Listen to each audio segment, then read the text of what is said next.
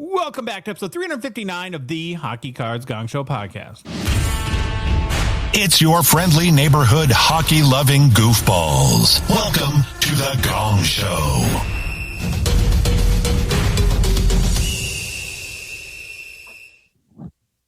Hello, brothers. How are you doing? Hello, hobby family.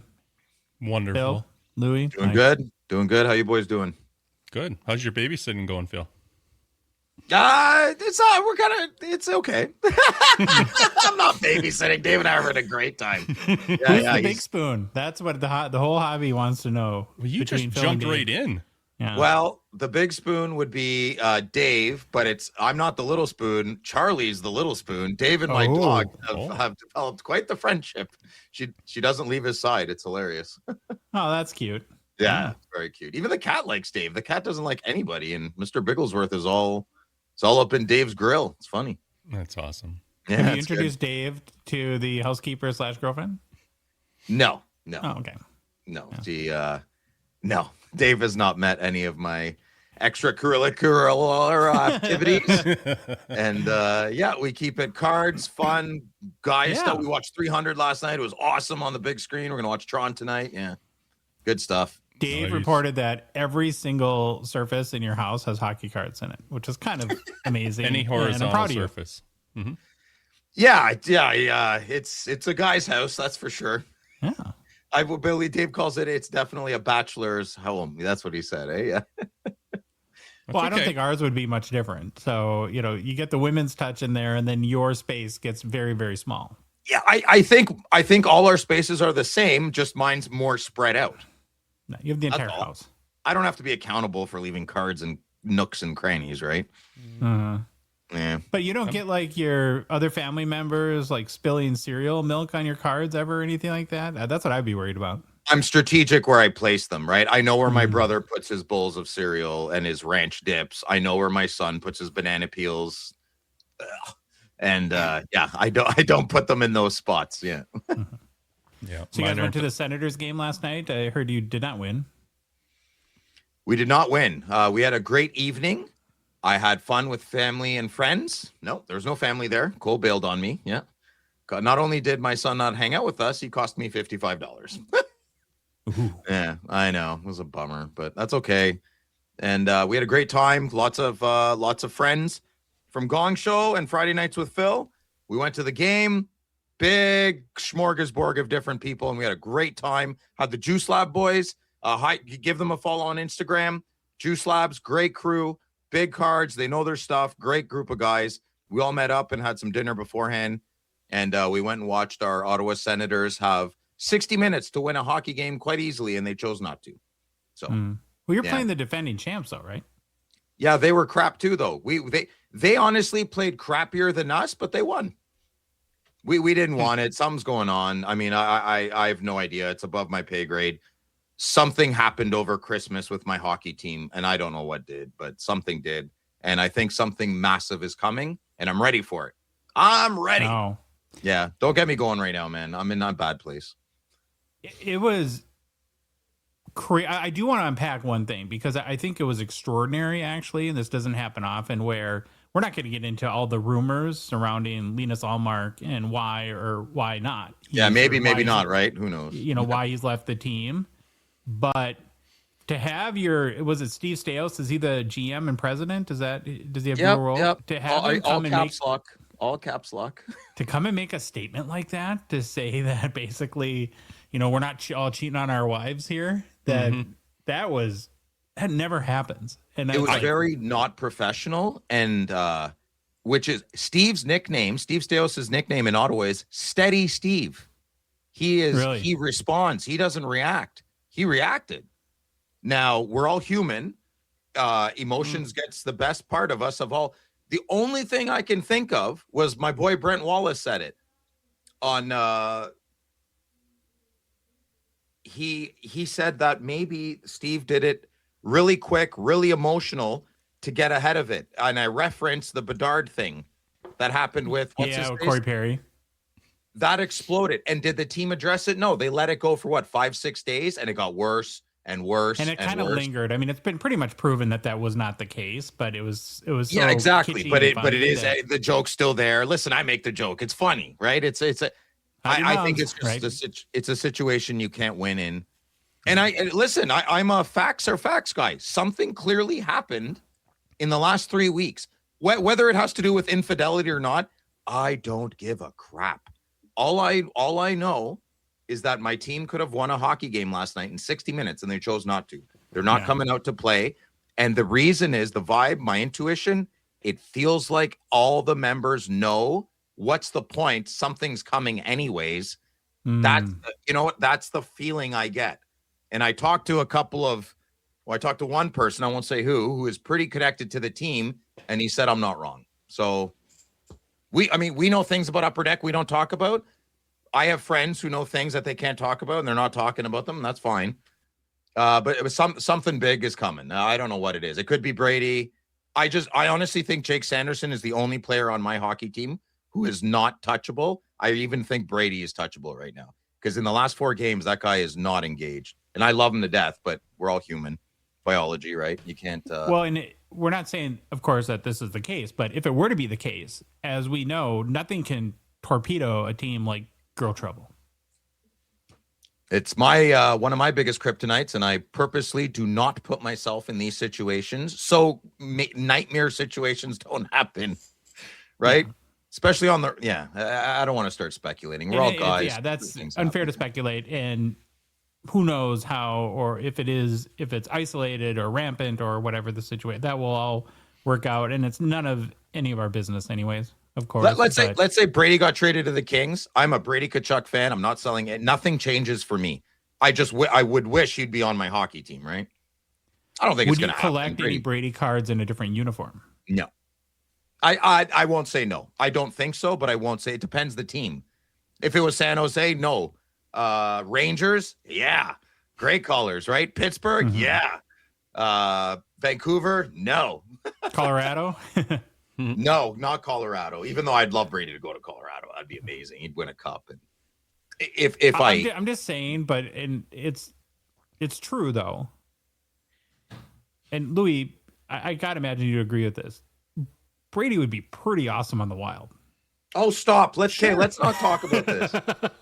Guys get one good player, and you added 4 inches to your manhood. It's insane. Well, no, we're to 4.5 inches. 4.5. There we go.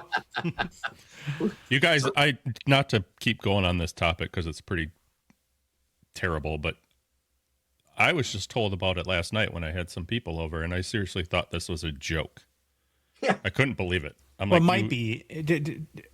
To Phil, to your point, and I think you were quoting Brent Wallace or paraphrasing Brent Wallace, but that is a good theory, right? Yeah.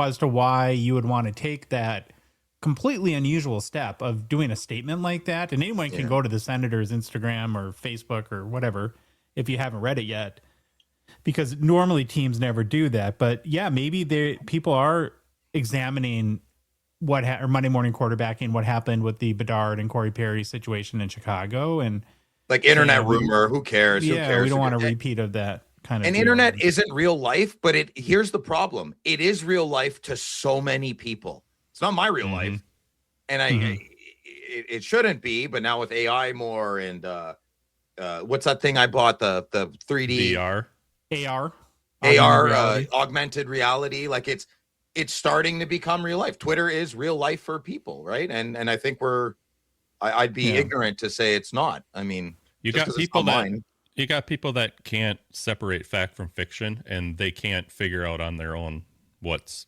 really real and what's not. They don't want to put the effort into reading or figuring it out. Like, I know rumors about Danny Heatley that aren't rumors. They're all true. It's actually worse. That's not to bring Danny Heatley up, but that's one of those rumors are true. And not only are they true, there's so much more detail and horribleness to them. So, right, what's hearsay, what's not? This whole thing, Louis, you said it's terrible. It's just terrible. Last topic I want to bring up with you before we get into Louis' weekend and Louis' weekend and my weekend is, so you did go to the Ottawa Card Show today. You got a card show report for us? Oh, yeah, we went to the card show. Dave had a good time. I told him, listen, you're going to walk in there. You're going to be like, whoa, this is crazy. It's big. It's everything. It gets small really fast. And I don't know why it does. There's like 5 to 8 tables that have big heat. And then the rest is they bought a box over the week and these are the hits from it. And they have them spread out really wide. You know, I think it's like, oh, well, I looked at that table really fast. There's a lot of effort that goes into that show. And the people that run it are fantastic. It was a great show today. Dave had a good time. He bought a Makar bootleg. Mm-hmm. I found he said he got a good price. I found a super. Yeah, he took $100 from my wallet to buy it. I saw Pavel Datsyuk super rookie with the pinwheel. Yeah, a guy was asking like $2,700, and I was like, oh my god! I thought Dave was going to go for it, but he didn't. Yeah. Ooh. I'm kind of glad because if he took $100 from my pocket, he'd probably take 26 more. $100. Probably sell your truck. How are we gonna get? We have to Uber home, Phil. I bought a car. Yeah, I'll be like, listen, this is a hedge trimming piece of equipment. You have to work for me for a week. Yeah. Okay. Louis, what's going on? You had some people over last night. Did you do anything fun this weekend? Well, my weekend started at 3:30 in the morning Saturday with a phone call to go into work. So did that till noon. Came home. You showed up. We had some slab sharks to do. Slab sharks. What day did the other nightmare start? So I'm repainting my basement. God. Yeah, can you tell the wall behind him, Phil? Pardon me? This wall was brown before behind him. Oh, I didn't notice. Good. Looks good. Shocking. No. Looks like no. Okay. It looks like your wall without the clouds. It's supposed to be gray, but you send a colorblind person in to match colors and get something. I start painting the walls, and I got this one gray. I got one gray wall in front of me that I used to use when my desk was the other way around. And as I'm painting, I get to this one, and I'm like, this doesn't look right. It's supposed to be a darker gray, and then I'll have one wall that's going to be like iron ore, almost black, but not black. And I kept going, and I keep painting. And the more I look when it's clashing with the brown or whatever I had down here, I'm like, this is blue. This is not going to work. It's not working for me. Josh came over. He's like, well, it looks nice. You don't like blue? I'm like, I think it looks great. I love blue, but it's not going to work for what I'm trying to do. And it's more of a bathroom color.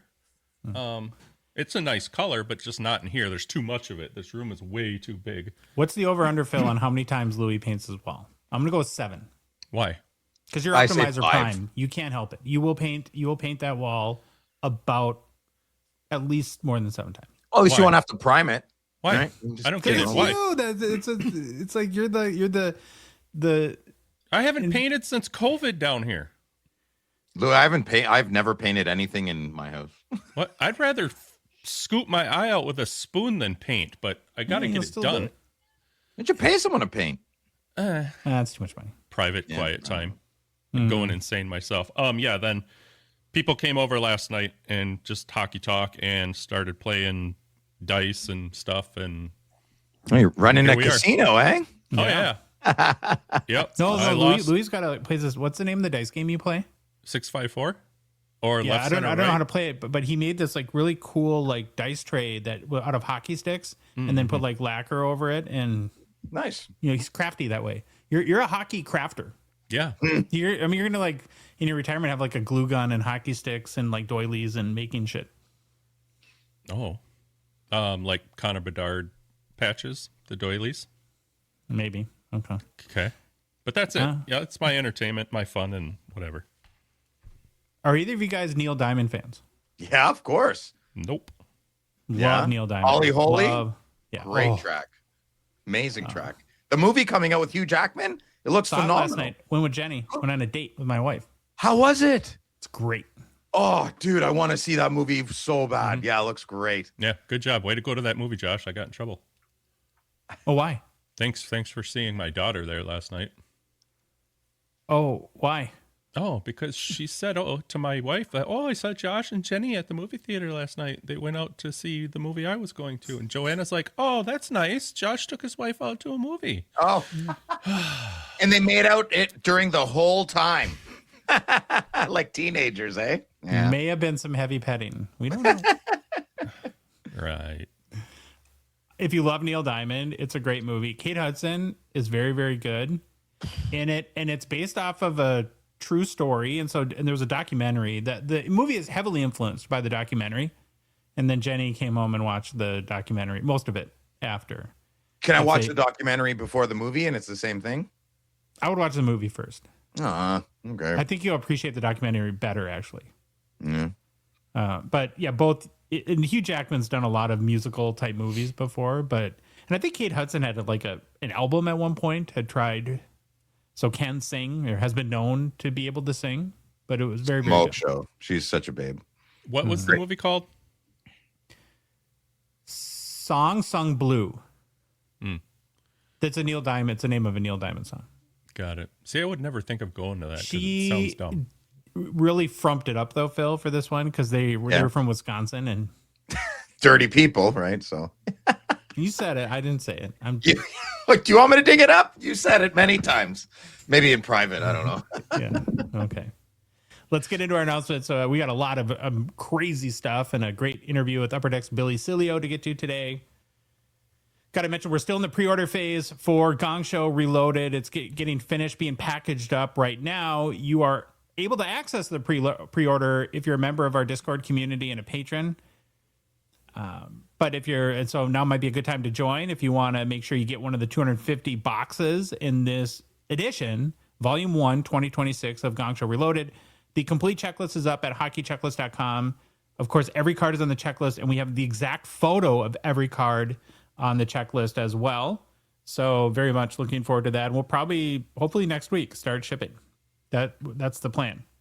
Phil, want to give a recap of your show? It was a little bonkers. It was a lot of fun with Dave on Friday night. Yeah, I was totally bonkers. Dave and I'm figuring out a lot about myself with this adventure of ours. And I think I do better and have a lot more fun keeping the plan very loose. Because I was trying to be serious with Dave. I'm like, listen, you're here. Let's do this. Let's do that. Let's do this. Dave's like, we're good.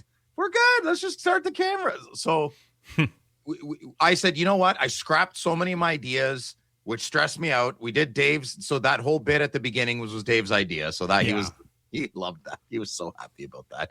Rebecca, again, I'm sorry. I laughed. I know I was supposed to kick you off right away, and I'm sorry. I couldn't stop laughing. And it was a show and tell night. Dave showed all his cards. I showed all my cards. Aaron Lapper joined us. I mean, he's not even a guest anymore. Aaron's just a buddy.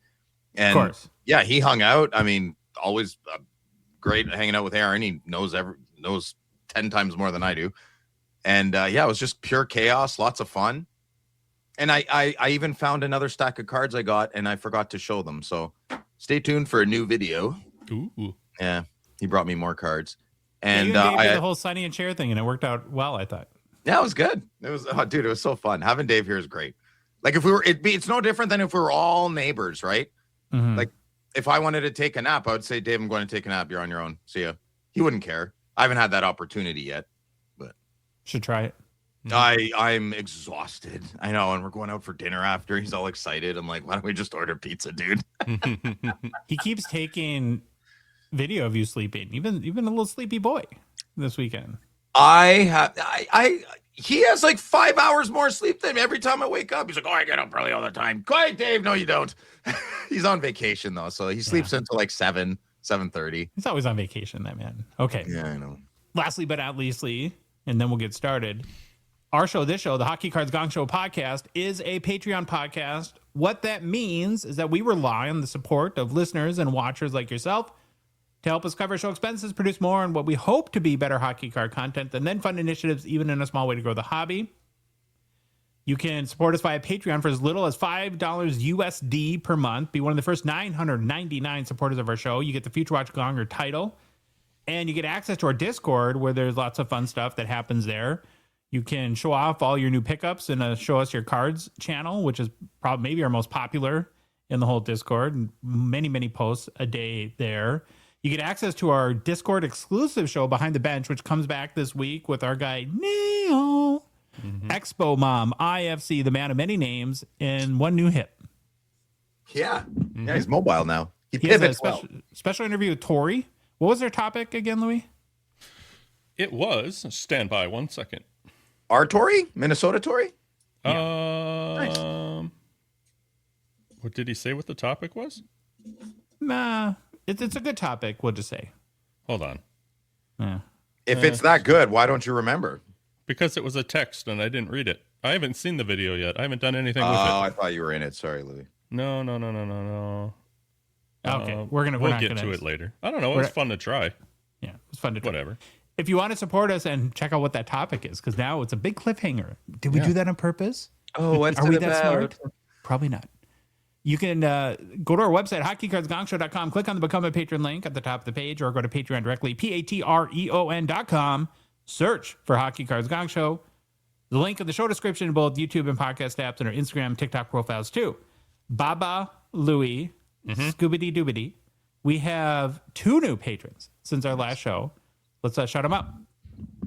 Okay. Let's see how I can do this week. We got, is it Adirondack Han 987? It's Adorned Con. Adorned. Yeah, the Con. opposite of the wrath of. But look at AD. Oh, there's no other A in there. No, I was close. Wrong. How's that? Did I do This good is my on? new favorite part of the show. Did I do good? Being stupid again? No. No, I Well, tried to you be just funny. fit in. You just fit in. All right, now do So, the next one. Now I'm excited. Adorned Adirondack Con. Thanks, bud. Sure. Well, I don't know this one. Is it a deaf CPA? I don't know. Well, that looks like a government. That looks like a government secret. America, like, where are the aliens? They're at Def CPA. Could be. Like DEF CON, or I'm definitely a CPA. Like if you had any question about it, I'm definitely a CPA. That's why I look at it. Def, say CPA. Def, Yeah, maybe it's like a mom's def. a really smart teenage girl that's a CPA. Def. It's so All right. French. And so to answer the topic question for Behind the Bench, here's why I couldn't find it. Breaking news. This is what I get to do as editing videos and putting titles in. Here's the topic. Oh yeah, you guys, here's the topic. It's Behind the Bench, episode 30. Interview with Minnesota Sports Card Junkie. So I don't know what the topic is. They're just talking to Tori. I'm beyond lost. I have no idea what's happening. Yeah, you went back to like 4 minutes ago, and your brain only remembers the last 30 seconds. So All right. Yeah, I'm always processing. Sorry. But hey, let's jump into the game plan, huh? do it. Yeah, okay. Well, as always, we're starting off with Get to Know Your Hall of Famers. Then it's Who's Hot and the Struggle Bus. Then we get into some hobby news. Then it's our little chat with Upper Decks, Billy Celio, and he's talking about the CDD conference. Then it's new product releases, the Gongshow Mailbag with Phil, and personal pickups without Phil. Thank you, Baba Louie. Let's get today's show rolling with the Get to Know Your Hall of Famers series. It's where we're on a mission. Some noble people call it a quest to profile every single Hockey Hall of Fame player that's ever lived. We started with the first Hall of Fame class that was inducted in 1945 and have since been working our way to the present day. Today, we're going to attempt to learn more about Butch Bouchard. He must be a giant Butch fan, Phil. No, I don't know too much about him, but he's former Hab. I know the Toe Blake Bouchard era stuff. That's a pretty that's a memorable name. Emile Butch Bouchard. Yeah, you're going to have to maybe help me with the name here because one of his middle names, I don't know if I can say. So it's Joseph Emile Alcide? A-L-C-I-D. Yeah, I don't know how I would. Also, I don't know. I've never Sylvan. pronounced that word. Yeah, When we need him. Yeah. So it's Alcide, sorry, French people. Butch Bouchard lived from 1919, they make good root beer, until passing away at the age of 92 in 2012. Another guy, him and who's the guy we talked about last week? They lived to 95. Oh, I have Phil memory. Yeah. Who was that? I'll look it up later. I do have to do a very quick timeout to make a special Get to Know Your Hall of Famers announcement. This was written prior to Glenn Hall passing. And so on Thursday's show, we will do a special Ode to a Dead Guy tribute to Glenn Hall and Get to Know Your Hall of Famers. Sure. Just to make sure that everyone knows we're covering that. Hey, were you thinking it was at Elmer Lock or Lock? Elmer Lock. Yeah. Yeah. Thank you. Bouchard was born in Montreal and died in, is it Longueville or how do you say that? Oh, Longueuil. Longueuil? Okay.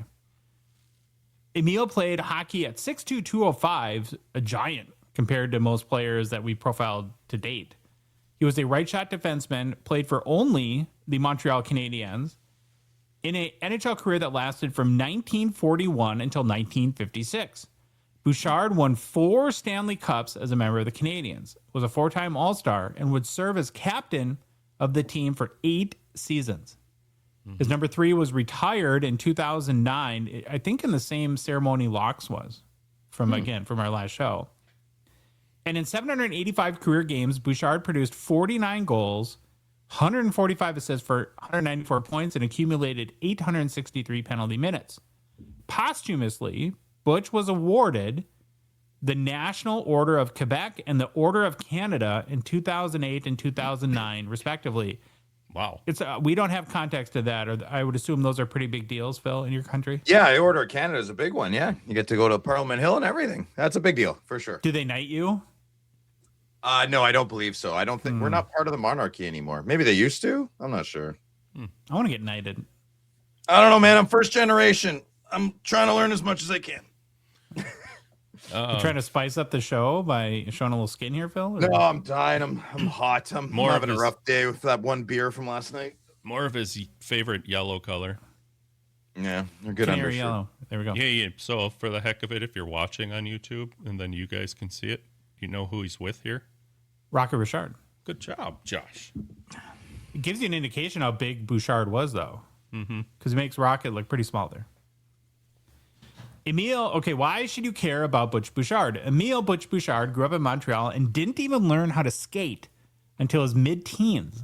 What? Then somehow went from late starter to NHL blue line force in roughly 6 years, a reminder of how freakish his athletic climb really was. Early on, he picked hockey over a safer, quote-unquote, regular job path, and the nickname Butch stuck for fitting for a big, intimidating defender who played like he could carve opponents off the puck. So somehow in that time, that equaled the nickname Butch. I think you had to live then, probably, to understand that, because I don't.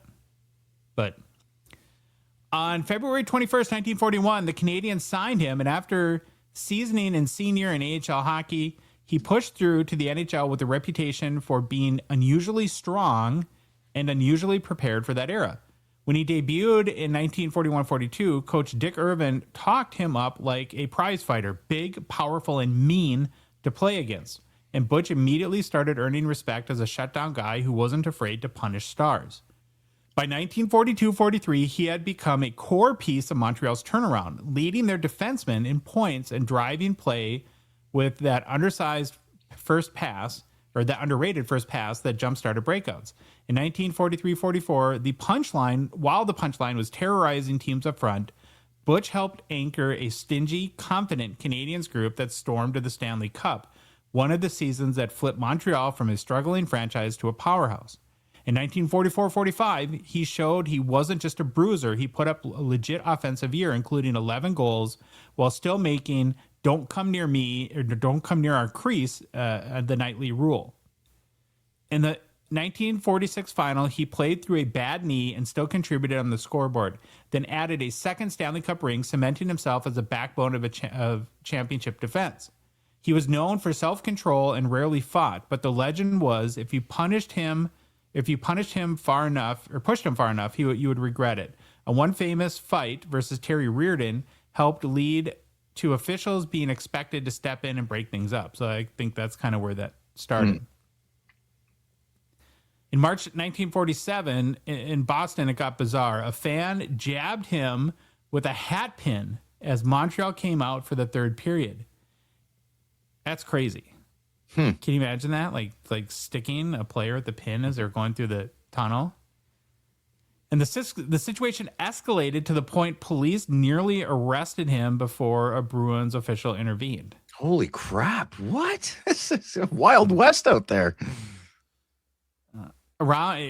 in the late 40s, Canadians' practices could be chaos in the best way because Irvin would basically pit Maurice, Rocket, Richard, and Bouchard against each other with trash talk, bets, and turning drills into full-on battles. In 1948, his teammates voted him captain, the first Quebec-born captain in Canadians' history, and he wore the C like a job title: protector, standard setter, and the guy who handled problems before they became problems. That same period nearly ended him. A severe knee injury had doctors doubting he could continue, but he rehabbed aggressively, returned, and then learned to dominate within whatever limitations the knee had left behind. As captain, he wasn't a yes man. He spoke to management, pushed for young talent to get real chances, including advocating for Boom Boom Geoffrion, and Jean Beliveau had later said Bouchard became the blueprint for his own captaincy. Well, there's high praise there from the most probably famous captain in Canadians history, right? Beliveau? Yeah. The gentleman himself. The perfect storybook finish came in 1955-56. Toe Blake leaned on him as a steady and veteran. Montreal won the cup, and Bouchard, after lifting it as captain, retired as a four-time champion with a rugged career line that matched the legend: 786 games, 49 goals, 144 assists, and 144 playoff games, before, of course, eventually landing in the Hall of Fame. Let's look at Butch Bouchard's hobby market. So his rookie card is in the 1951 Parker set. It's card number 3. Again, we had this huge gap because of World War II where the guy's career started in 1941 and his rookie card didn't come for 10 years later. That was crazy. Wow. I saw this. I saw a PSA 1 today and I thought it said Richard and I was like, it's Bouchard. And it was $150 for a PSA 1. Wow. I don't know if that's good or not. I have no idea. But I almost bought it, and then I remembered I don't like drawings as my hockey cards, so I didn't. Hello, my name is Simon. I like to do my drawings. You bum like a chicken monkey. Okay. So a PSA 9 pictured is the highest selling copy, sold for $4,200 US in December 2019. And then beyond that, there's Butch Bouchard Playing Days cards all the way up through the 1955 Parker set, and we're going to roll through the rest real quickly. So there's the 1952 Parker's card number 13. PSA 9 we're looking at is the highest seller, $1,526 US dollars in December 2019. Then in 1953, it's card number 32. This is a great looking card in my opinion. PSA 9 pictured is the highest selling, went for $768 in April 2021. Then you get to the 1954 Parker set, card number 6. This is probably the first photo. So maybe this would be one that a year that you'd be interested in, Phil.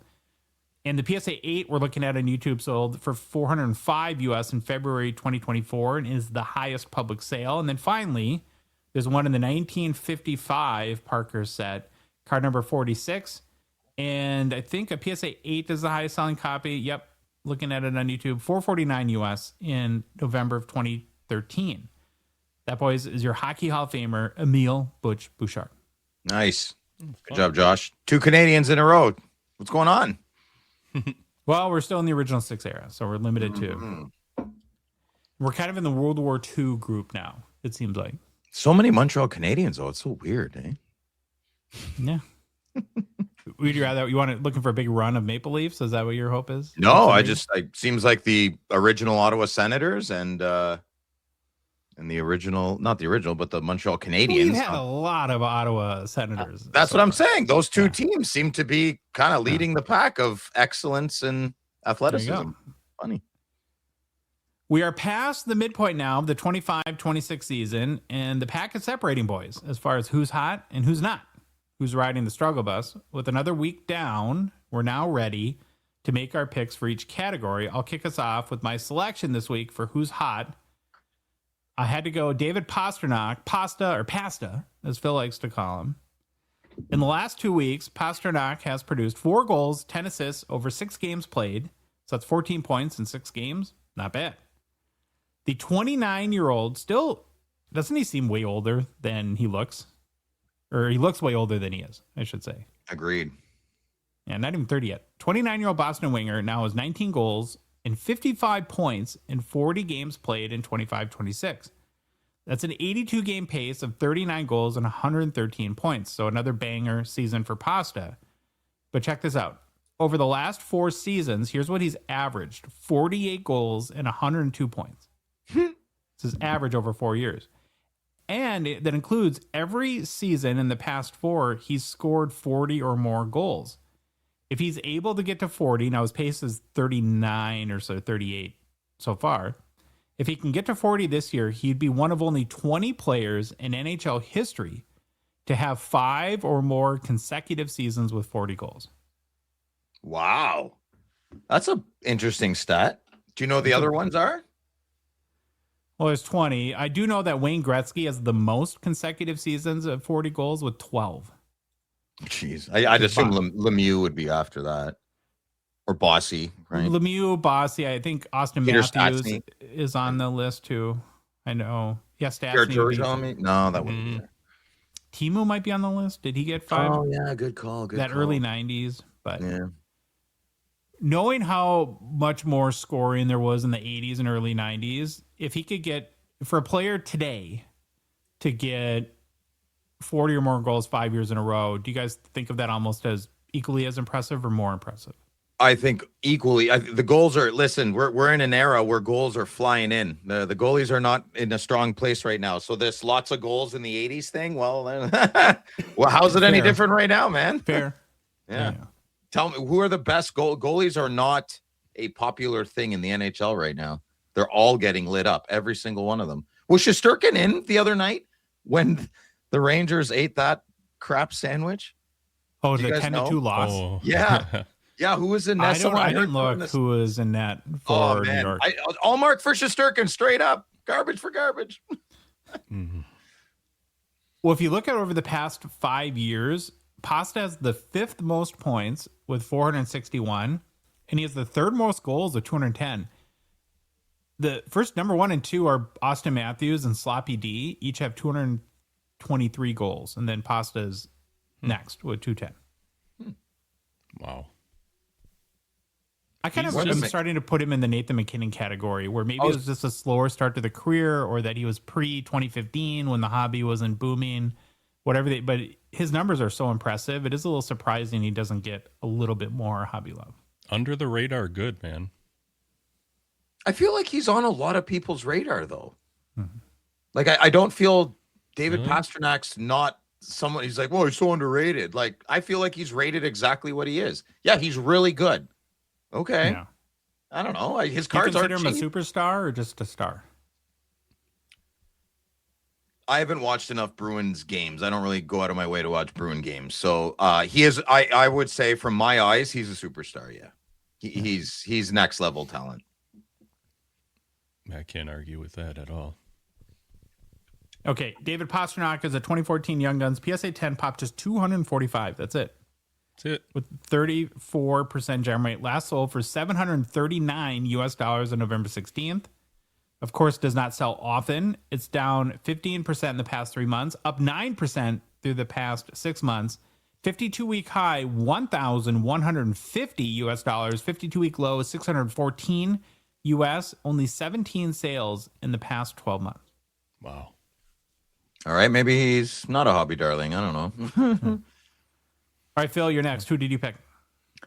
I struggled. I always struggle with these, but I went with Seth Jarvis. I know he. I wouldn't say this player's turning heads or anything, but with his performance lately. But I do want to bring up a few points that I am impressed with his recent developments. So, no, he did not make Team Canada's first roster for the Olympics, which is a little peculiar because he was part of the, I don't want to say gold, but like the first place winning team for the Four Nations Cup.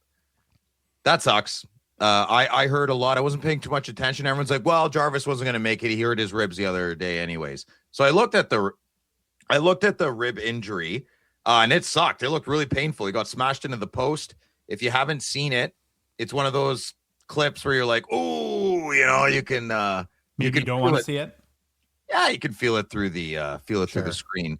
Some Twitter accounts are actually calling for Zesty Rodriguez's arrest and incarceration after I don't really know what he did, but he compromised him a little bit. I don't know. You make the call. I don't really have an opinion on it.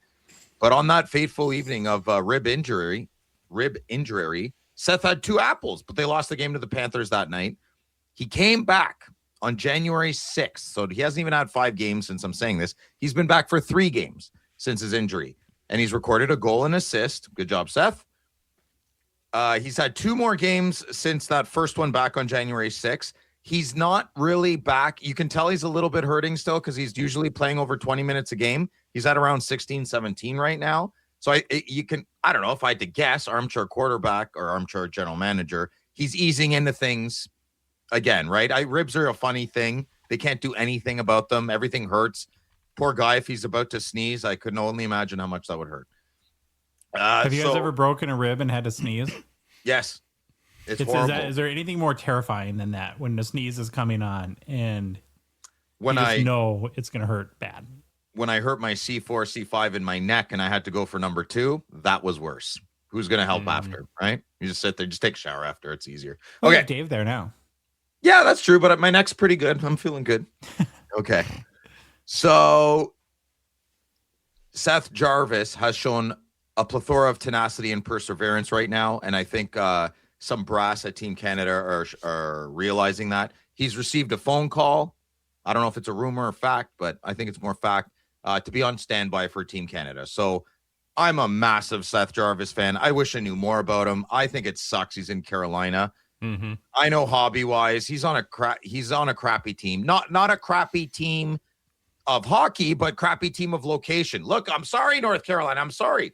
But how are you supposed to have a hobby market when it's Tar Heel and Blue Devil state religion? Come on. Mm-hmm.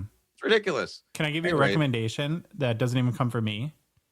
When California Dave was here a couple weeks ago, he told me you have to watch the NHL Face-Off episode with Seth Jarvis. And so I took his advice and I did. Yeah. If you do, you will love this kid.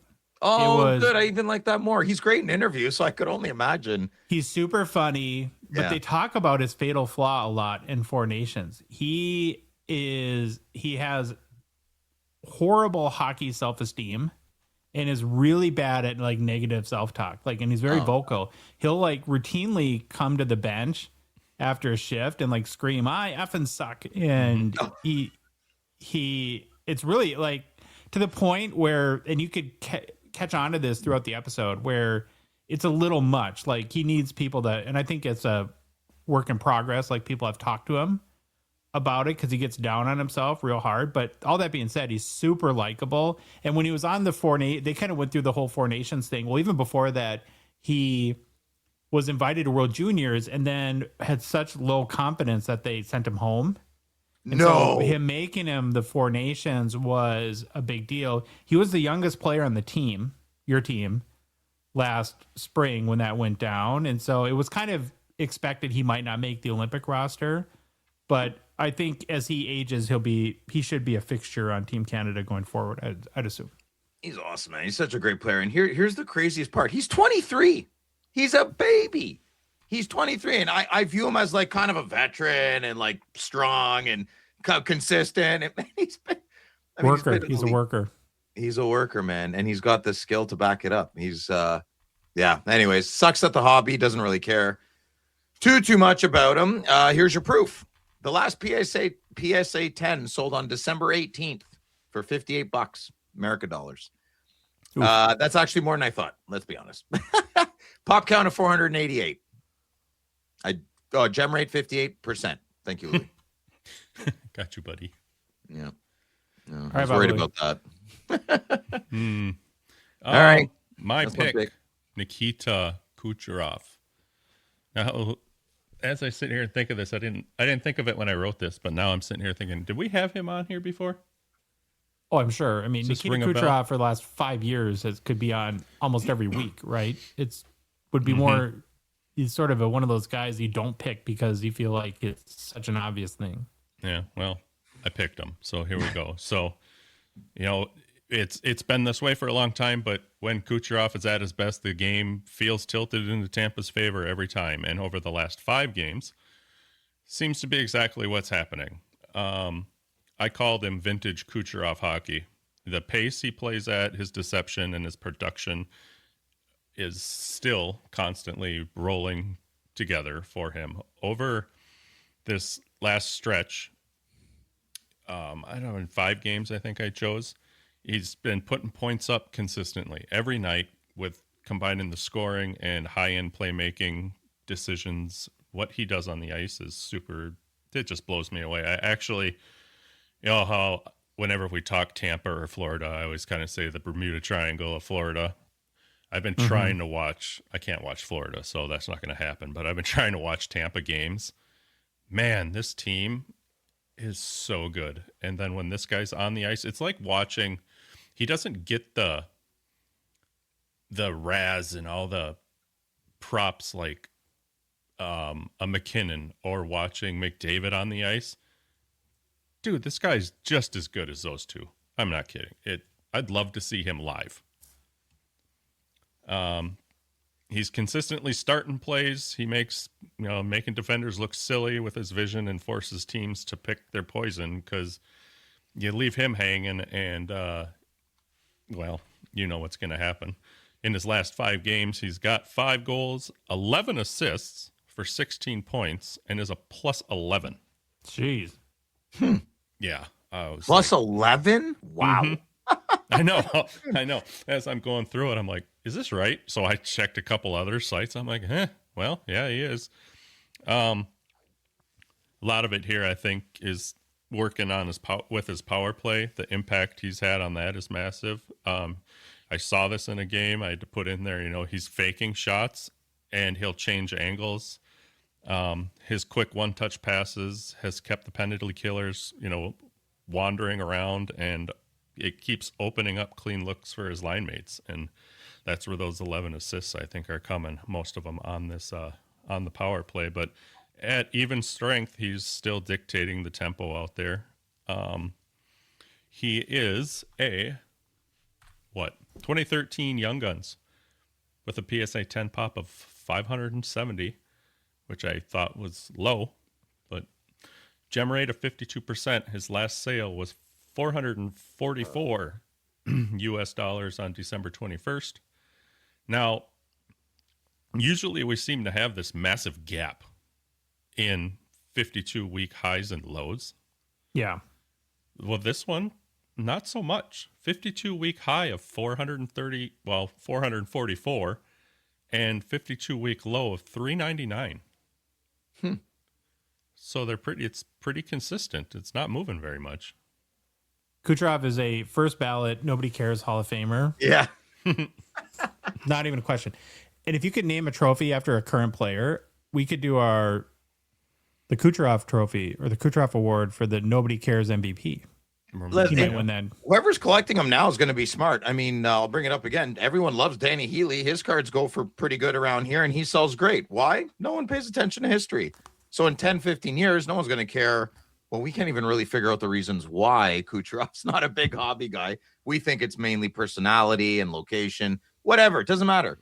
In 10, 15 years, if the stat books say one thing, there's going to be a whole crop of new generation kids that are like, this Kucherov was amazing, and his cards are going to go for a lot, maybe. That could be happening. He seems to have a little bit of a goalie personality. You think he's crazy? It's a little weird. But not I don't think goalies are weird. I think they're nuts, right? It takes a certain person to stand in front of a 100-mile-an-hour slap shot, right? No kidding. Yeah. Well, there's the struggle bus pulling up right on time to nominate 3 players that are struggling right now. And where I went with a Bruin for my pick, and who's hot, and David Pastrnak, I need to show the yin and yang of the universe and the hobby. I had to pick another Bruin for the struggle bus. Oh. Remember that cute Morgan Geeky story earlier this year? Or a week ago? Yeah. So it's possibly the biggest NHL surprise story this year. Has hit a little bit of a snag over the past couple weeks. In his last 6 games played, Boston's Morgan Geeky has just 1 assist. And on the season now, what? No, that's 1. Yeah. Okay. And he's a -1, plus minus. On the season now, the 27-year-old Geeky still, though, does have 25 goals, 16 assists for 41 points in 45 games played. He is a -6 on the year, though. Geeky has also not scored a goal in 9 games. 9 times. So I don't know. Have the wheels fallen off, boys? Of Morgan Geeky, you think? That's just a bad stretch. He's a bit. How old is he again? He's older. He's almost how old is he? 27. I don't know. I don't know too much about him. I mean, Well, one thing you can point to, and I did look up a number of articles. So even with his 9-game goalless streak, his season shooting percentage is still at 24%, which is still double the league average. So that could be an indicator that, it has to come back to earth at some point, and that this torrid goal pace would slow down a little bit for Geeky. That being said, though, his 25 goals still does lead the Boston Bruins on the season, and his 41 points are the second most behind Pasta. And I guess the hobby hope and Bruins fans' hope would be, after losing Marchand last year, they do need secondary scoring punch behind Pasternak, and so hopefully Geeky does turn it around and gets back on track. And he was at a 50-goal plus pace until the last couple games, and now that's slowed down quite a bit. maybe Louis is right. Maybe it's just a cold stretch. I mean, that's a lot of goals to be on pace for. You don't just lose that, do you? Well, if you're Bobby Ryan, you are. Right? Well, when you have a 33% shooting percentage or something like that on the year, it's like that. It seems that not very sustainable to me. Other teams will pick up on it and plan accordingly, right? Lock them up, shut them down. Morgan Geeky is a 2020 Young Guns PSA 10 pop of only 60, 49% gem rate, last sold for $106 US on November 24th. Hasn't sold since, pop 60, but hasn't sold since November, which is crazy.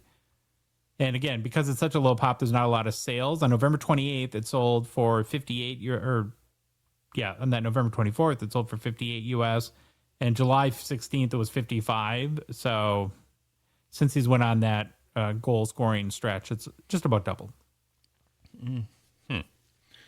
Did 24%. Well, it's 24% now, but and that's including the past 9 games where he hasn't scored a goal. So it was way higher prior to that. Yeah, 24% is still not bad though. No, it's like I said, it's double the league average. Right. Even so, think of how ridiculous it was 9 games ago. Right. Yeah. Yeah. Okay, Louis, it looks like you're next with your pick for the struggle bus. Looks like I am, and it's just a struggle. I'm not, thinking it's going to be a failure, but everybody's hobby darling right now, Ivan Demidov. Yep, he made it. He's here already. So, he was flying 5 games. I went off the last 5 games. 5 games before that, he was doing fine, but I said he was flying high not long ago as the Habs' new shiny toy. But during this streak, he was attacking defenders with confidence, creating offense off the rush, and, he was turning skill into points almost every night. He was playing free, shooting without hesitation, making great creative plays, and forcing teams to back off. Well, over the last 5 games, he's got 1 goal, no assists, for 1 point. Is it +1? I'd say finishing right now is kind of dried up. His chances aren't turning into goals the way they were before. I feel teams have now figured him out a little bit. They've adjusted closing space earlier and forcing him out to the perimeter, pushing him outside, which you should always be doing. Any of you little children listening, move him to the outside. That has taken away the high danger looks for this kid, and that was what was fueling his run for a while. At even strength, his impact has also dipped. He's still involved, but not dictating shifts like he was the same way when he was in this hot streak. He's got extended offensive zone pressure down. It's been harder to come by for him. And like I mentioned a little bit up there, opponents are taking away his comfort. They're putting the pressure on him, physical pressure, tighter coverage, putting him in tougher spots to make the plays. Now, I don't know what's the skating ability of this guy's awesome. I will never forget. Was it right in the beginning of the season? You remember that highlight where he was going behind the net and completely put the brakes on and went the other way, and the defender kind of went flying? Couldn't keep up with him. I think I remember that. I will never forget that. So, but right now, everybody's kind of just breaking the rhythm of Demidov and his hot streak. I'm sure it'll come back. So nobody freak out over these last 5 games. I'm freaking out. Your cards are safe. Take a breath. But Demidov is a 2025 Young Guns and has a PSA 10 pop currently of 79, which will probably rise a couple or a few hundred. Gem rate, 35%. His last sale was for 901 USD on January 9th. Fill up. All right. Put on the struggle bus. I went a little silly pick. Not that this is a big hobby guy, but I what we were talking about earlier. I worry about always picking the same group of people. So I went Jacob Trouba today. This player missed the last game in his team. Sorry, I'll say that again. He missed the last game for a very good reason, and I think that congratulations is in order for Mr. Trouba for the birth of his son. Yeah. No. Congratulations, Congrats. Jacob Trouba. Now that is out of the way, all the Hallmark Disney stuff, he's been playing pretty crappy lately. Maybe he's been anxious because of the little guy coming into the world. I'm not really sure. But Trouba's not on. Listen, I know Trouba's not on your team to score goals, but he's on your team to be a strong veteran presence, locker room guy, crash, bang, boom. He's got a lot of jam to his game, right? I think you want him around when a lot of kids on your team are still finishing puberty. Would be a smart fit, mentor, protege, the whole bit. What doesn't seem smart is this. In his last 5 games, he's been a -8. -8. Not very good. Yeah, not the best. Considering you're supposed to be a defender of your zone too, right? So I think, yeah, he's also had 1 point in his 1 point in his last game, I believe. No, 1 point in his last 5 games. I apologize, and at least it was a goal, so that's good. His agent is happy and his mother is happy. But you know who's probably not happy? The Anaheim Mighty Ducks, or the Ducks. Sorry. He plays a hard game. Maybe the miles are catching up to him. I'm not really sure. Going to show some honesty here. I don't watch a lot of Ducks games. I don't even think I've seen one this year. I just see the highlights and whatnot and what you do and what the good listener mostly does. I in general, I like Trouba's game. I watched him much more when he played up here in my division more, my conference, sorry. He plays on the edge. He's a competitor, and his numbers aren't generally supposed to be high. But, I mean, they're not supposed to be that bad either. So either or. Here's something peculiar for you. We'll end off with this. He's not a big hobby darling, but this is funny. The second last PSA 10 sale was on December 14th for $27 America bucks. The last sale was December 19th for $75. Quite the increase, almost triple. So I don't know what's happening. What? Bought one of them. Maybe his dad bought the second one. Yeah, maybe. Pop count of 102. No one really cares. I like him. I like Jacob Trouba. I would have loved him on my team. I know he's a little controversial and get the guy out of the league like Tom Wilson. We need guys like that in the league. We need more hate. We need more rivalries. We need more angst. Yeah, this everyone's friends with everyone. Everyone's getting along. It's not working for me. We need more. Phil Marsh, the man of hate. More open ice hits. Come on. Yeah. Quick recap on who's hot. We had David Pasternak, Seth Jarvis, and Cooch, Nikita Kucherov, riding the struggle bus this week. Morgan Geeky, Yvonne Demidov, and Jacob Trouba.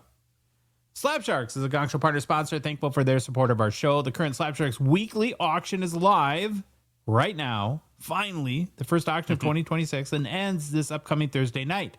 We knew it would happen, that the first weekly auction this year would be a total banger. More than 10,000 cards are available for you to bid on. That is a lot. Head to slabsharks.com post-haste. Mark your favorites. Get those early bids in. It'll end Thursday night. And we'll be back on YouTube that same night, covering all the bangers closing in the auction for a few hours anyway. So tune in at 8 p.m. Eastern Time on the Gongshow YouTube channel in the 2026 Gongshow Return of Sylvan. We'll see what's going on with our favorite Frenchie. I can't wait to see. I'm going to dip in a little bit and see what you guys pick, because you got over like 7,300 hockey cards to pick from. We're going to do them all, according to Phil. It'll be wild. Okay. It always depends on the timing, because the auction, to have that many cards, the auction has to go many, many hours. And so we have a standard time frame, and we're limited to what bangers are within that. Sure, Phil will find them. He will. You might get And some Phil, we hate mail. trust. You might get some hate mail for your F word there earlier. Huh? What? You said an F word earlier. Some people don't like it. Which one? Doesn't bother I think it's fine. It's a French bulldog, but you called it Oh, Frenchie? Is that bad? Some sort. When I was in elementary school, it was a bad word. And you weren't allowed. Hold on. Don't be excited to be censored. 1 second, Josh. When I was in elementary school, that was a bad word because some kids didn't like it. Okay. As I grew up and in working in restaurants and bars downtown Ottawa, it's most people don't care. It's not a bad thing. It's I know lots of French people that don't care about it. All it takes is one though. So just get ready. Just get ready, Madigan. It's coming your way. I'm sure it'll come. I had never known that was a bad word. Intent, exactly. Intent. I want you to say it again. I want you to say it again next week. I'll say it. My favorite French-speaking person, Sylvain. Oh my goodness! Here we go. Apologies from Montreal. Wow, you back off. You back off. You gave up easy. Don't explain. Don't complain. There you go. Yeah. Okay. Well, good. The more you know. Mm-hmm. If you're not using Slab Sharks to help sell your cards on eBay, then while you're missing out, it's the biggest and best weekly hockey auction there is. Plus, they make it super easy to sell your cards on eBay by basically doing all the work. All you need to do is fill out a simple consignment form and then send your cards in, and you're done. You just sit back and watch the bids roll in and wait to get paid, basically, which Slab Sharks does actually do very promptly, which is important and grateful for that.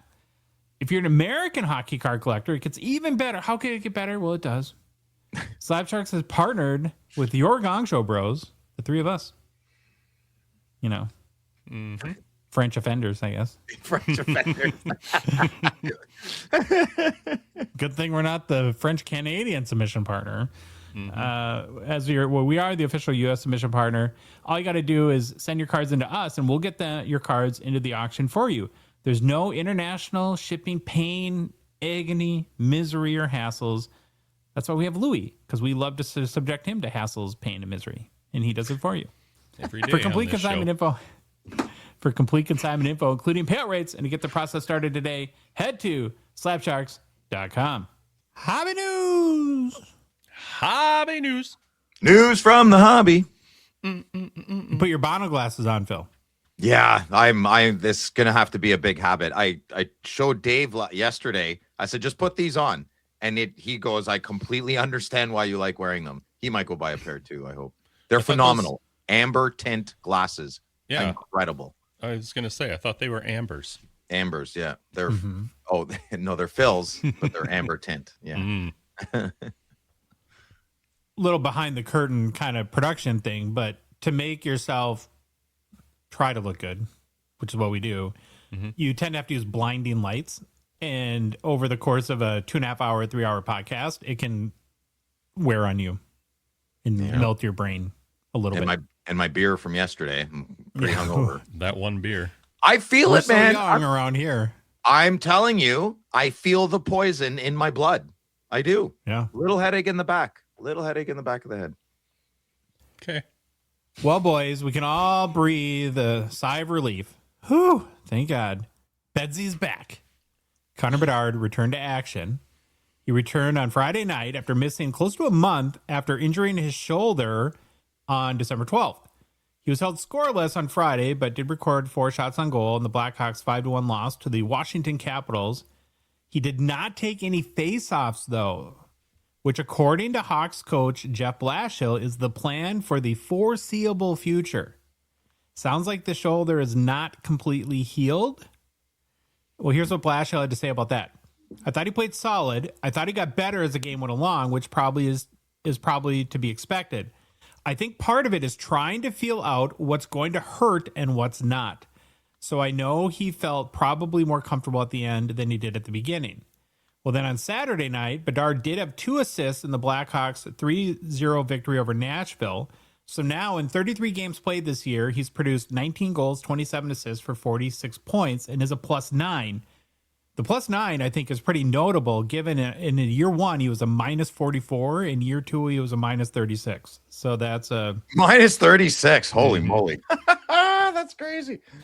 Now, the team in general is dealing with a bunch of injuries right now. I think Frank Nazar or Spencer Knight are both currently not playing. I think Nazar might be skating, though. It is good to have Bedsy back, but again, it sounds like he's still injured, and to what extent and for how long. I just hope it's not a nagging thing that, like Tkachuk style, that will limit his productivity throughout the rest of the year, and then we'll find out, oh, he had to have surgery in June and he was not going to start till December. That's what I'm dreading in these situations.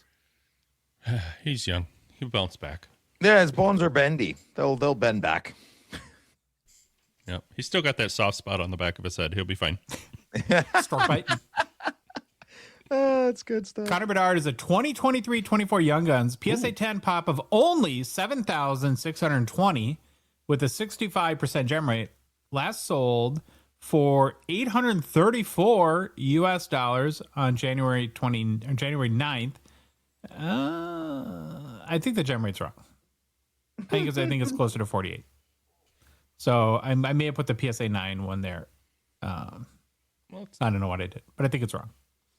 So for $834 US on January 9th, up 20% in the past 2 weeks, up 52% in the past 3 months. 52-week high for Bedard Young Guns PSA 10, 940. 52-week low, 405. Check this out. In the last 12 months, there's been 745 recorded sales on Card Ladder of a Connor Bedard Young Guns PSA 10. That is what? That's more than 2 a day. Mm-hmm. It's kind of funny when you put it that way. Right. Yeah. You're correct, Josh. 48. No.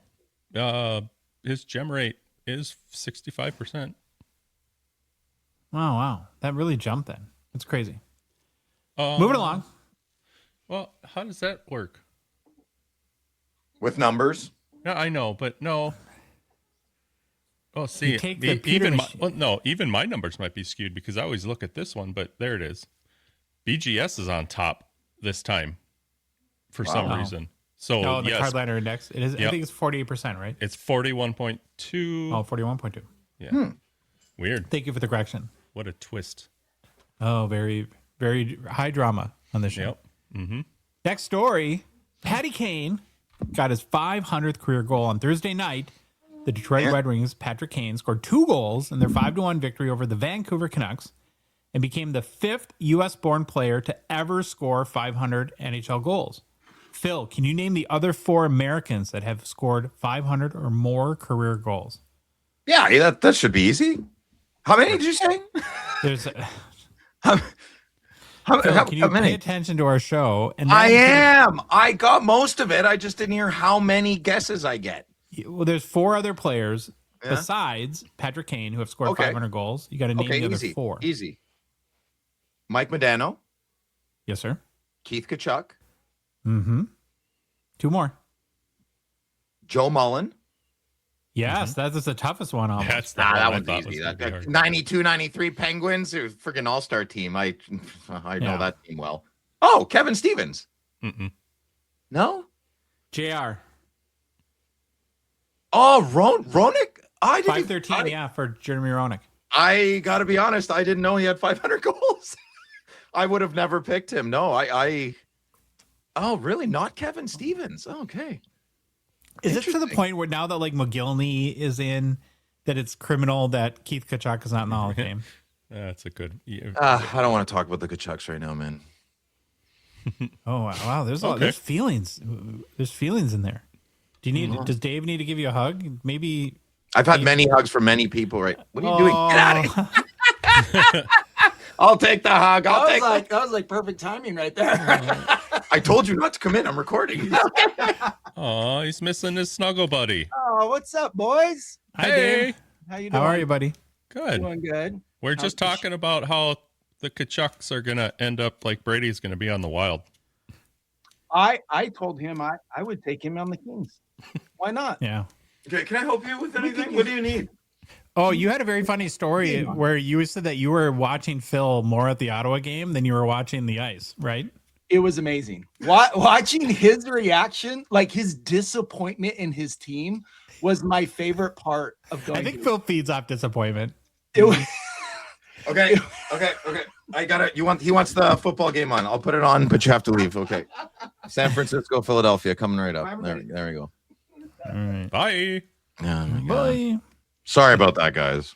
That's all right. Well, here's what Patrick Kane had to say about reaching the feat of 500 goals. I'm just kind of relieved to get it over with, to be honest with you. It's still a real cool feeling, obviously. Coming in tonight at 498 and scoring 1 in the first, and then I'm not usually on the ice when the net is empty. It was nice to get that opportunity and to hear the crowd erupt a little bit when I got on the ice. It was pretty cool. And then obviously getting the puck right away and having a chance to put in the net for 500 was a great feeling. Well, so I'm not saying 500 isn't 500, but is 500 thought this an empty netter? Well, let's assume he scores another real goal. And No, we'll just call it even. well, Ovechkin might only have 200 career goals if you No. didn't count empty I'm not netters. saying. I tried to preface it with I'm not saying anything was wrong with it. I'm asking if I heard you right. I'm not usually on the ice He when the did net score is it empty, on an empty okay. netter. Yes, he did. Are you score sure it. Jeremy Roenick has 500 goals? That's crazy. I didn't know he was 513, that good. That's a big task. Wow, that's impressive, man. Kane is 37 years old in his 20th NHL season. Still a productive player. He's got 8 goals and 26 points in 30 games played this season, but his goal scoring pace has slowed quite a bit in recent years. His last season, this surprised me a little bit, with 30 or more goals. Guess when that was? 2013. More recent. It was 2019-20 since he's had 30 goals in a season. Now, amongst active players, Kane's 500 career goals ranks as the 6th most behind who are the 5 players, Phil, ahead of Patrick Kane that are currently playing in goals. Yeah, well, that should be pretty easy. Sidney Crosby, There you go. Alexander Ovechkin. That's 2. You got 3 more. This is gonna be hard. Steven Stamkos. You got the top 3. Now you have I think I'm probably not gonna get the rest. one player has 523 and the other player has 509. Who's One with the same One's a team. teammate. Yeah, this is one of the guys you've already mentioned. Malkin. Yep. And then you got one more who plays for your favorite team. A Leaf. Wouldn't be Neil. Oh, JT. John Yeah. Terrace. Yeah, okay. Thank you for the big hints. Those big ones. Thank you. So thoughts on Patrick Kane reaching 500 goals? Would you guys rank him now as the best American-born player of all time? Or is that sacrilege to you, Bob Louie? No, dude, he's earned it, bro. He's a great hockey player.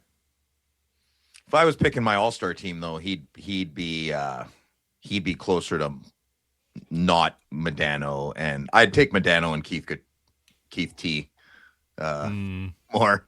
I think. I don't know. I don't know too much about Patrick Kane. I kind of don't like him, to be honest. He was kind of a little turd early on in his career. Oh, he had a huge ego, man. Yeah, like just that he's too much of a hockey bro for me. And I'm a hockey bro. Not really anymore, but it's a little too much. I don't know. He's a grown man now. I mean, I don't know. Maybe he's matured and he's donating all his money to charity. I have no idea.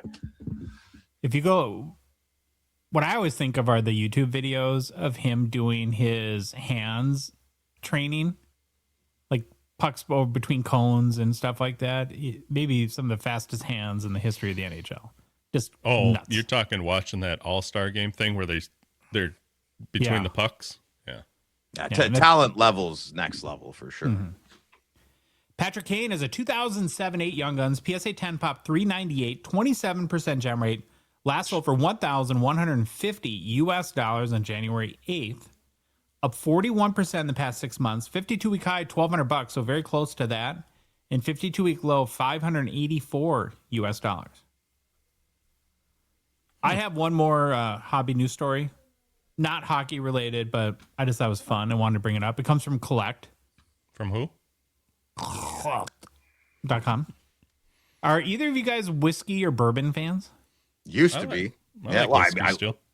Old fashioned all the way, man. Well, then maybe you want to get in on this upcoming auction. Sotheby's is set to sell what it calls the most valuable and significant single owner collection of American whiskey ever to come to auction later this month. It'll feature 360 bottles estimated to fetch between 1.15 and 1.7 million US dollars. They're calling it the Great American Whiskey Collection. Many of the 360 bottles are extremely rare, and also many have never before sold publicly. Some of the brands in the auction include Buffalo Trace, Wild Turkey, and Pappy Van Winkle. Now, I had a night in college with Wild Turkey that I would not. It wasn't that great. I lived on that Wild Turkey for 10 years in the freezer. Oh, it's the best. You don't, not a mixed drink. You just for shots, right? Mm-hmm. Yeah. Yeah. I think I did a Wild Turkey and Coke once. I'm like, oh, Jesus. Yeah, it was terrible. I like, what are you doing? Get the Jim Beam, you know? Mm-hmm. The single bottle with the highest value estimate is a 20-year-old single barrel Sam's 133.4 proof 1982 signed bottle of Old Rip Van Winkle. The presale estimate on that bottle is 70 to 100,000 US dollars. That's crazy. You know, the labels would be cool. That's what I'd like to look at. All the labels. Yeah, that's cool. It was the highest proof Van Winkle ever released and originally sold for around $100, which was a lot back in 1982 for a bottle of whiskey. Holy moly. So here's the key question on all this. If any of you ponied up between $1.5, let's say $1,000,000-ish on a whiskey collection, would you drink any of it? Yes. Oh, yeah. And it's not like sealed wax. Like buying, I would probably open it all. It's It depends how much money I do have. And especially if there's 2 bottles of each, you open one and you keep one, right? That one's an easy one. Yeah. You have to factor in how, I don't know if whiskey is similar to wine and how it ages over time. Wine eventually goes bad. So you almost have to drink it at some point. I guess it never evaporates. Like the seal is the seal. Like, I guess there's no. If it's sealed correctly, probably, yeah. I thought liquid finds a way to evaporate eventually. I guess not. I don't know enough about it. I just drink it. Well, last week, there was some major news that dropped at the Upper Deck Certified Diamond Dealer Conference, and we want to get the scoop straight from the horse's mouth, so to speak. So we sent up the Billy signal, and we were able to connect with Billy Celio on Friday. So we hope you enjoy this conversation with Upper Deck's Billy Celio. Well, we're pleased and excited to welcome Upper Deck's Senior Product Manager, Billy Celio, back to the Hockey Cards Gongshow podcast. He's fresh off the Certified Diamond Dealer Conference, which happened this week. Woo! We are not, because, once again, we were not invited. Yep. How's that brick and mortar store going? You got one yet? No? Okay. We're such a logistical nightmare. Be honest, because he's not here. It's Phil, right? That's the reason why we don't get invited, Phil? Yes. I mean, if you just brought California Dave, everything would be great. But he's getting brainwashed by Phil right now. Oh, yeah. Stuff going down there. Okay, so the conference this year was close to home, right? In sunny California? Where was it at? It was cold, windy, rainy, California, but it still was nice. It's still probably a lot better than it is in a lot of other areas. I say cold. My blood is thinned out from my days in Michigan. I think 40 or 50s is really cold right now, and but it was good. It was definitely good. Now, what do you do during the CDD conference? Are you just hobnobbing? Are you clinking champagne with all the other whoopity-doos in the hobby? Is that what you do? I think Billy said he had to talk. That's exactly what you know what's funny is I wasn't as, like, I didn't go to the Fall Expo this year, and I wasn't as bummed out as I normally would have been, because I knew I was going to see a lot of the shops and people that I talked to at the CDD conference just a month later. That being said, it's really a good time to talk to a number of shops, a number of our distributors, and just kind of see what's going on. It's a bigger version of what I do at the expo. When I go to the expo, I'm walking around and talking to people, seeing what's working, looking at prices and that sort of thing. And for this one, when I'm not doing my other stuff, I'm talking to as many people as I can. try to sit at different dinner tables and lunch tables every time. That being said, then on Sunday is my big. I helped with the presentation for multisport, and I helped with the presentation for hockey. Tony was nice enough to do the entertainment because it's funny because Tony usually does the entertainment one, even though both of us build entertainment products, and Yeah. I'm usually in with the hockey one because even though both of us build hockey products. So are you actually giving a speech? Are you up on stage doing your Oh Steve yeah, Jobs oh yeah. Macworld kind of address? Wow.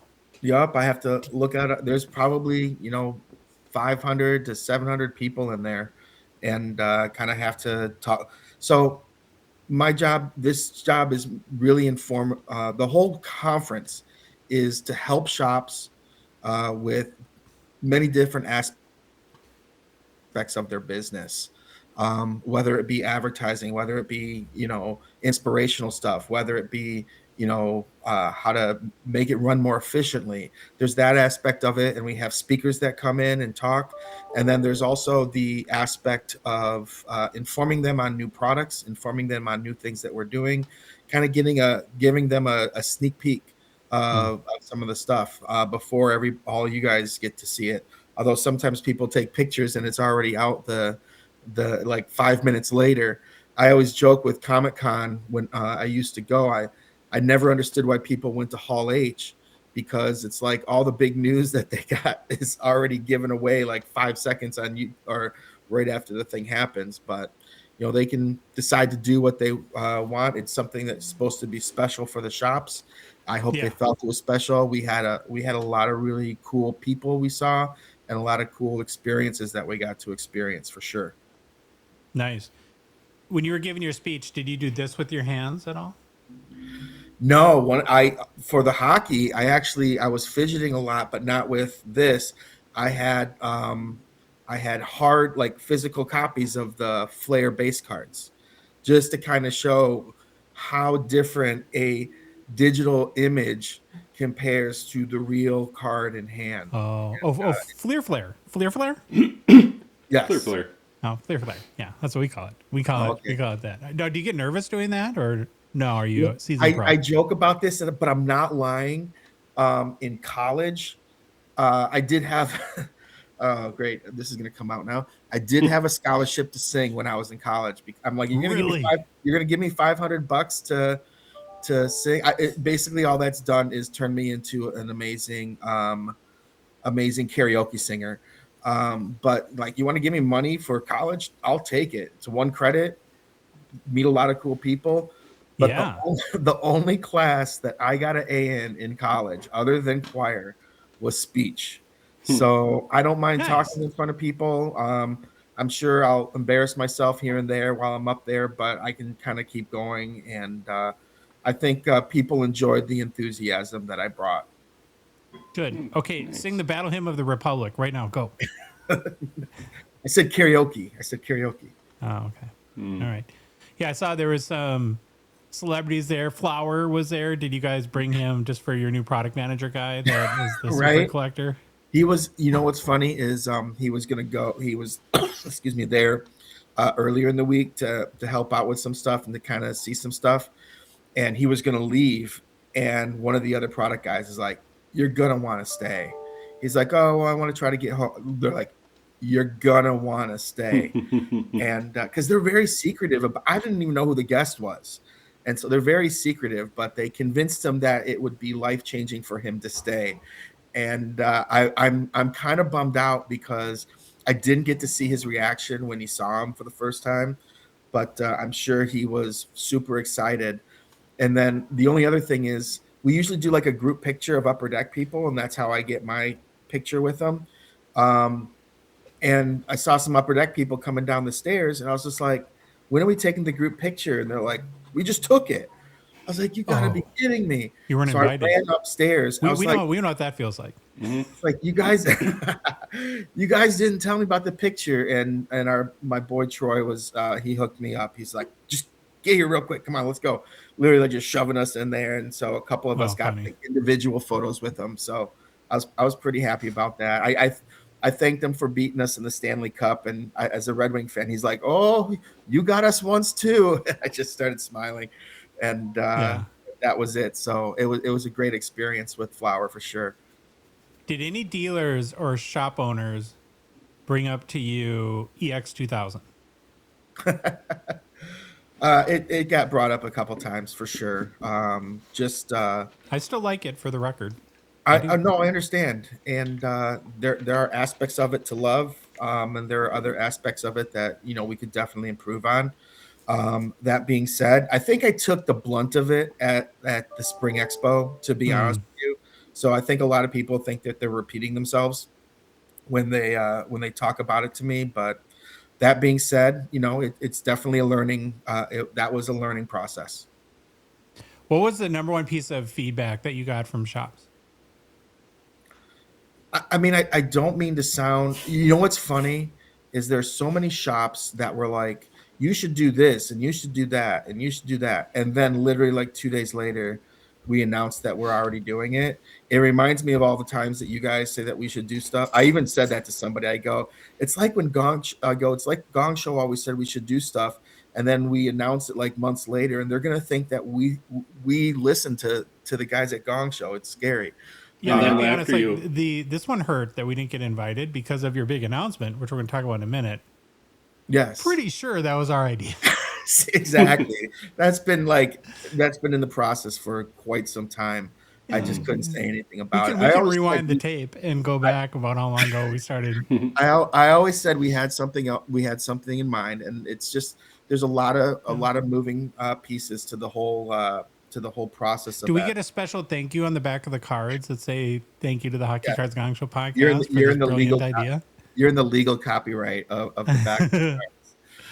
Good. All right, we won't beat around the bush. Let's get right to it. So there's probably other announcements, but we'll start with the big one that you guys you're not gonna copy, you're not gonna ride the coattails of Fanatics and do the debut patch. You're gonna get the whole dang jersey and make many cards of it. And so yeah, very, very exciting, obviously, to get the complete jersey for what is it? I mean, from what I understand, it's not every single player, but hopefully most of them. Is that the idea? Yeah, I think we currently have 9 players that we were able to get debut jerseys for. And again, we're working with the equipment managers, we're working with the league, everybody involved. As I said, it takes some time for this to happen. We did not want to copy what companies doing, what other companies is. Yeah. F word. We didn't want to copy what they've done. That was our decision from the start. Some people have said, "Oh, copying is good, because it's good stuff." Well, why not make it better? And that's what we decided to do. I laugh because someone's just like, "Oh, it's the same thing." I'm like, "Oh, really?" A rumor has it you guys don't like sticker autographs, because that's all that patch is a nice little sticker that they put on there. Oh. You like real hard signed autographs. That's what it is. You're getting the real hard signed autograph instead of a sticker autograph on these cards, it's pretty amazing. And the other part that I absolutely love about the whole process is it's not just one person. It's not just one whale that's going to be able to get a piece of this jersey. Mm-hmm. We have the jersey cards, we have the auto jersey cards, and yes, there is a huge chase in the auto tag version of it, but more than one person's going to be able to get a piece of, possibly their new favorite rookie or player's debut jersey. So we know you have Matthew Schaefer, which I'll just bring up right now. Here's the big 101. Whoop. There we go. And did you get Demidov too? We did not get Demidov because he was a holdover. So yeah, was tougher. And as I said, it's a process that all parties are working on. There's not going to be, there's probably 100 and something plus rookies. We're not going to have 100 and something plus debut jersey cards yet. We're working on it, but obviously Schaefer was our number one goal to get in this one as the number one pick, as a new skating rookie. for the year. So we're just going to try to continue to grow on the process of it. But this is just the start, Yeah. I found it interesting too, and kind of cool that for the big 101 with the patch, you're going, what do we call that? Is that sort of it's a tag, but it's not like a laundry tag. It's sort of like the official tag of who the player is. It typically will, and in some cases I saw, like in your video example, has actually the date either printed on it of the debut or written on it, maybe signed by the equipment manager. What's the technical term for this part of the jersey? So I mean, it is a tag. Like we've used this tag in like monumentals before and other big patch cards. Not every team has these cards on their jerseys. That's one thing. So a lot of times the equipment manager will write the date of the game like on other areas of the jersey. It might be like fight strap or someplace else. So I believe some of the cards are actually fight strap also. But they record like what date it is of the specific game on there. It's kind of like at the CDD, we did show a picture of all 9 of the cards. And it actually is pretty cool that there is a variety to the different tags. It's just not the same thing over and over again. It really shows how unique and individual that these cards are. So there's 9 escalating varieties, I would assume, from single color jersey swatches all the way up to the tag 101. Yes. That's what you're saying? Okay. Yeah. And these are going to be an extended starting in 25, 26 extended. Are all 9 of those going to be an extended, or will they be sprinkled into different products? Nope. This is purely for extended. Now you said, is this going to be an extended? Yes, these are only going to be found in extended. The thing is, I noticed I said there's jersey, there's auto jersey, and there's tag. Notice I'm missing the key part of the jersey. So these jerseys will be used in other products that you'll see down the road with a lot of the patch that is available from these jerseys. But the 101 is these 101 cards with that unique tag is only going to be an extended. And it's funny, one of the shops actually was again like harassing me before we went on stage and announced this the night before, and he's like, "Oh, you just got to get rid of extended." It's just like, come on. And I was just like, okay, just I'll remember that. And then literally like texted me after Jason made the announcements, and he's just like, "Oh," and I'm like, "Oh, how's that extended allocation doing? Did you need a few more cases?" He's like, I know. I spoke too soon. Well, will acetate still be an extended too? Is that the idea? The acetate Young Guns are still extended also, yes. Wow, yeah. So, I mean, there's a couple of major chases now in that product. Now, I can assume that extended makes sense from a flagship perspective because it's the last release of the year and it gives you guys time to acquire the jerseys and get the cards made. Why did you think it was important to put these in a flagship product? Kind of want to make them accessible to everybody. Not everybody can go out and buy a tin of the cup. Not everybody can go out and buy, Ultimate or Premier and stuff. So if we put it in a super high-end product, yes, they'd be amazing chases, but it's not there for everyone to buy a $10 pack of extended or whatever you guys have it priced at wherever you are. But like, we'll just say a $10 pack of extended. You could pull this card, and that we did it on purpose because of that. We wanted the accessibility for everybody. Will they be hobby only or retail too? Great question. I believe the plan right now is to possibly, obviously there will be e-pack, and we are considering retail also. Okay. All right. Well, more info on that at a later date. So I would assume that maybe the shield will be in the cup, but I know you don't talk about the cup, so we'll just assume that for now. And is there any chance Gold like shield? some of these could be in like SP Authentic or something like that, or like will it be in multiple products or just a couple? The best way that we described it is when you butcher a cow, like you want to use every piece of it, and like Gross. I get it. yeah. So we're just trying to we're wanting to use every piece. What products are the hot dogs in? Yeah. But we also want to use it that makes sense to branding.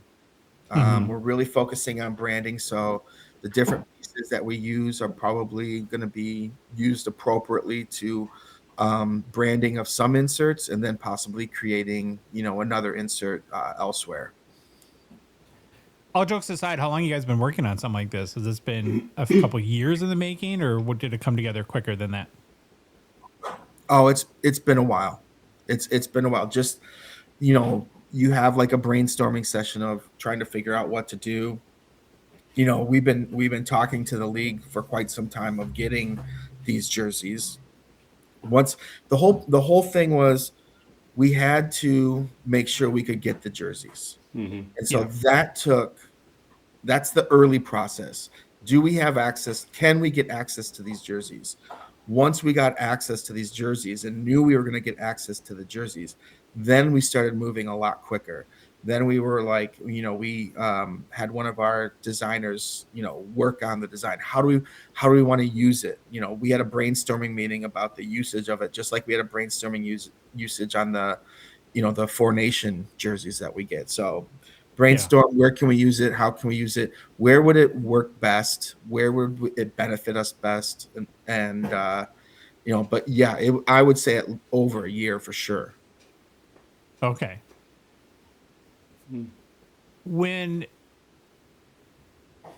So you mentioned that because the first jerseys you were able to acquire were from October and the start of this year, and that precluded you from getting like Demidov, who was a holdover rookie. So now this spring, are you guys going to be able to get some of the holdover rookies for next year? Is that or is it only going to be at the start of the season kind of thing?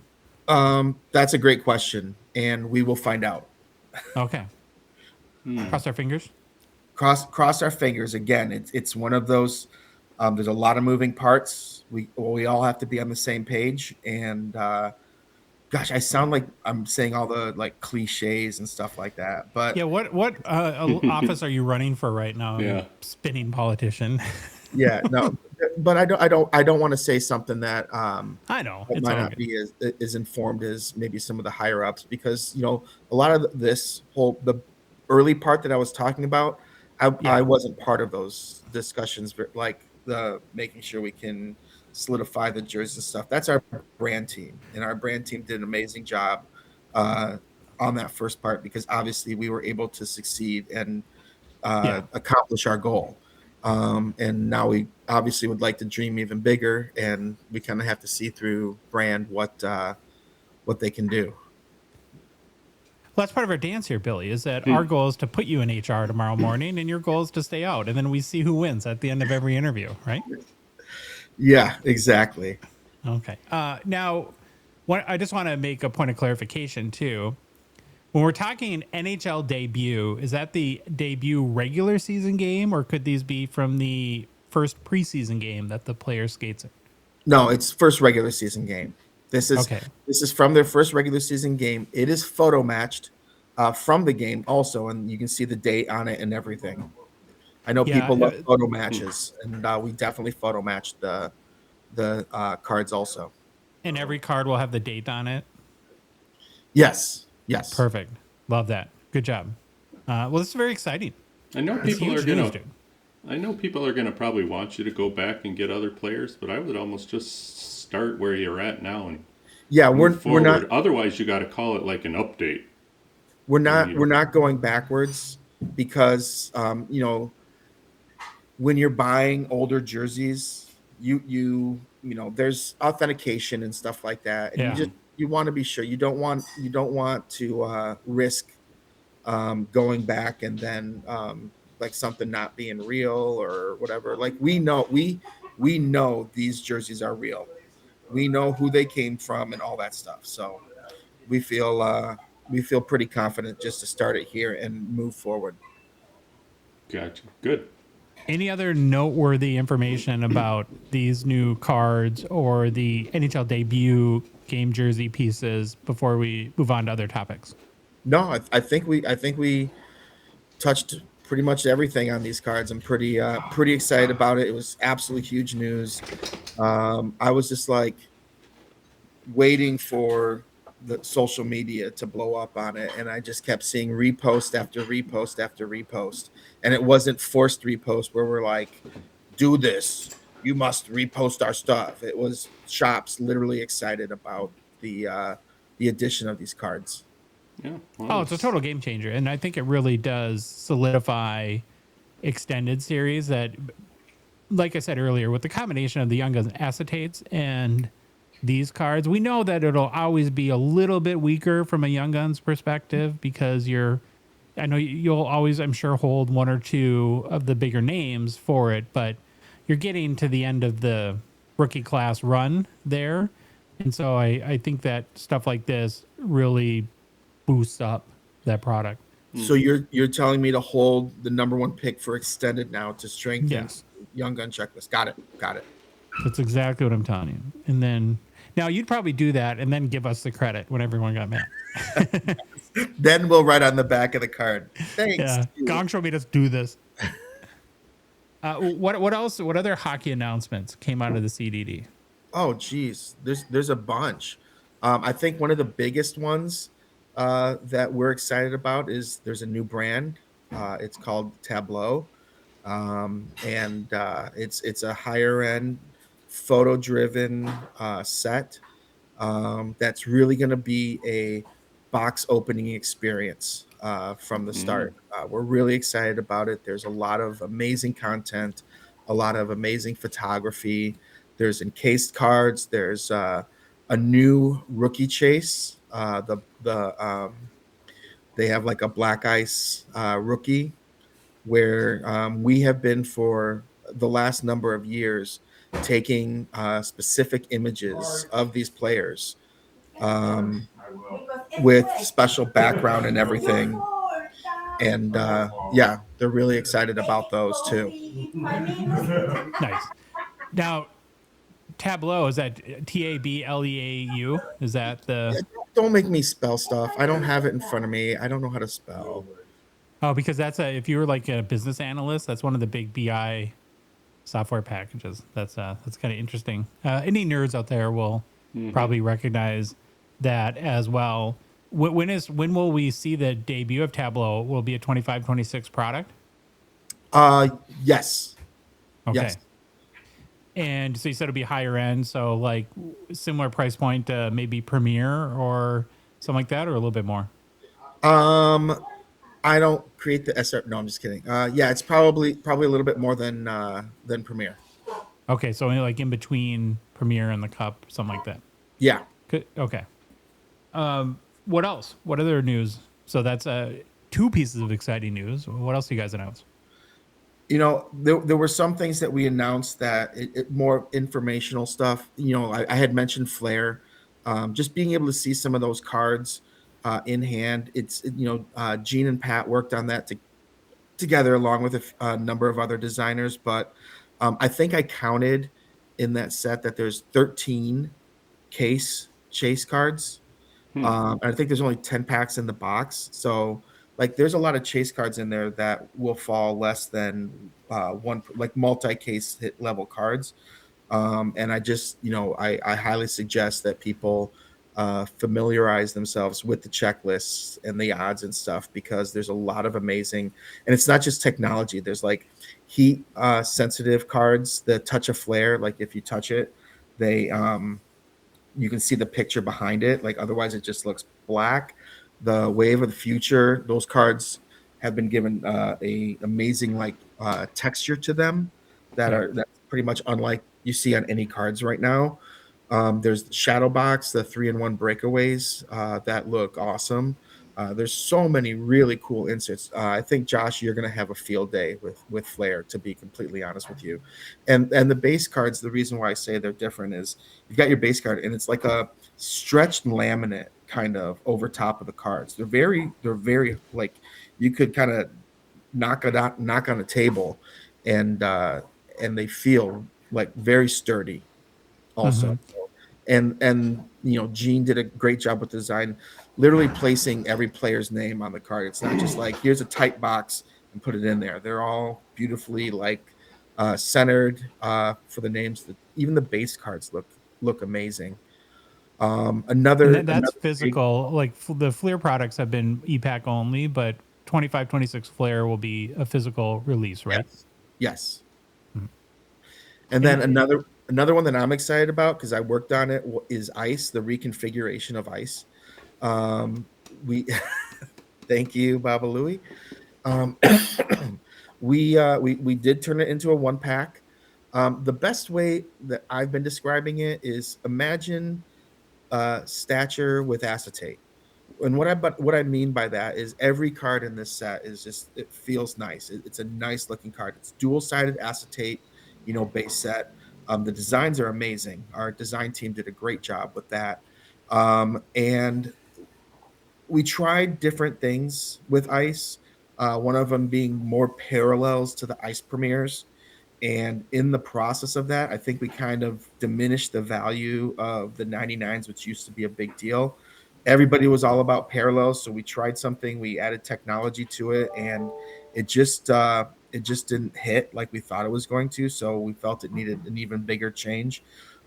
So with the Ice premieres, we kind of went back to what we normally do with the 99s, the 249s, the 499s, and I think it's 799 and 999, somewhere around there. And we stuck to. Yeah. I was just gonna say I really appreciate that, and I think it's a smart move. Where the parallel thing lost me is that, from what I understand, like the parallels were also like put players into tiers, right? So the 99 was always the 4 to 5 biggest players in the set, and then you'd have the 299s or something like that, and then all the way up to 799, and I think even 999 at one point got bonkers. But what really kind of I didn't love, I'll just say, is that was like the green parallel of a 799 was out of 99. So it got like really confusing, right? Because then you had parallels of the kind of the tiers. Yeah. And so it took away from how special being a 99 was. Yeah, I think the first year we avoided parallel numbers being the same numbers as the ones of the regular Ice premieres. And unfortunately, I think in the process of it bouncing around, I think somehow everyone had a 99, which is not smart, to be honest with you. So I will say there are 2 parallels, but purposely done for it's similar to the cup, where the parallels are numbered out of 25. So there's no so every rookie will have an out of 25. So there is a bigger chase for that. And then we do have the Ice Premier patch autos too. But there's the number out of 25, and then the one I'm pretty excited about is the Champagne Golds. So we're giving them their 1 of 1, and it's going to be the Champagne Gold. That's like the Golden Treasure. That's like the Gold PMG. So Ice's big chase, Champagne Gold. Good, I like. Which I was surprised no one used champagne or whatever like somehow we got that, and we're gonna copyright that one for sure. 100%, man. Okay, so, and just for people's expectations, what I understand, Flair is scheduled to come out early spring, and then Ice somewhere in the midsummer, something like that. I mean, pending things change, but is that the general idea? Sounds about right. I don't have the calendar on here. I wasn't prepared with a calendar, and those calendars are subject to change anyway. So I know a lot of times something like Ice, a lot of it depends on signed autographs. So, it might be expected one day. If we don't get enough autographs by that time, then we, have to wait. Or sometimes we get autographs in early and they bump it up a little bit. So not totally sure on the exact dates that those are coming out. Gotcha. Any other hockey news before we move on to a couple other things?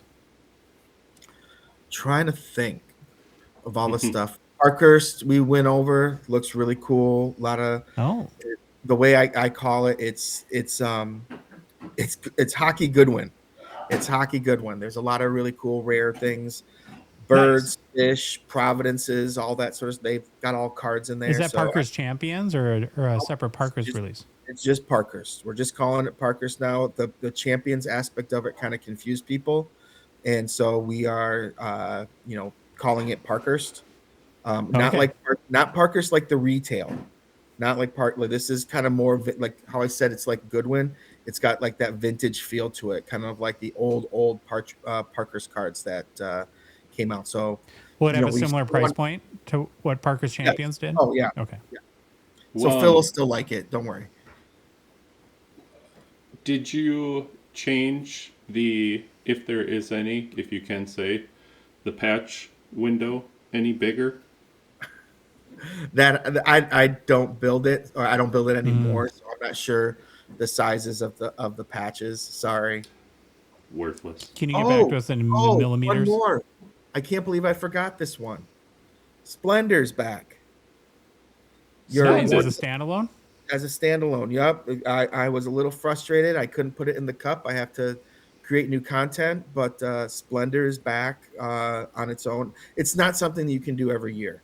So one of the struggles, I was about to get there. Okay. One of the struggles with something like Splendor is you use a lot of vintage memorabilia because it's superstars, it's active stars, and it's a sprinkle of the top rookies.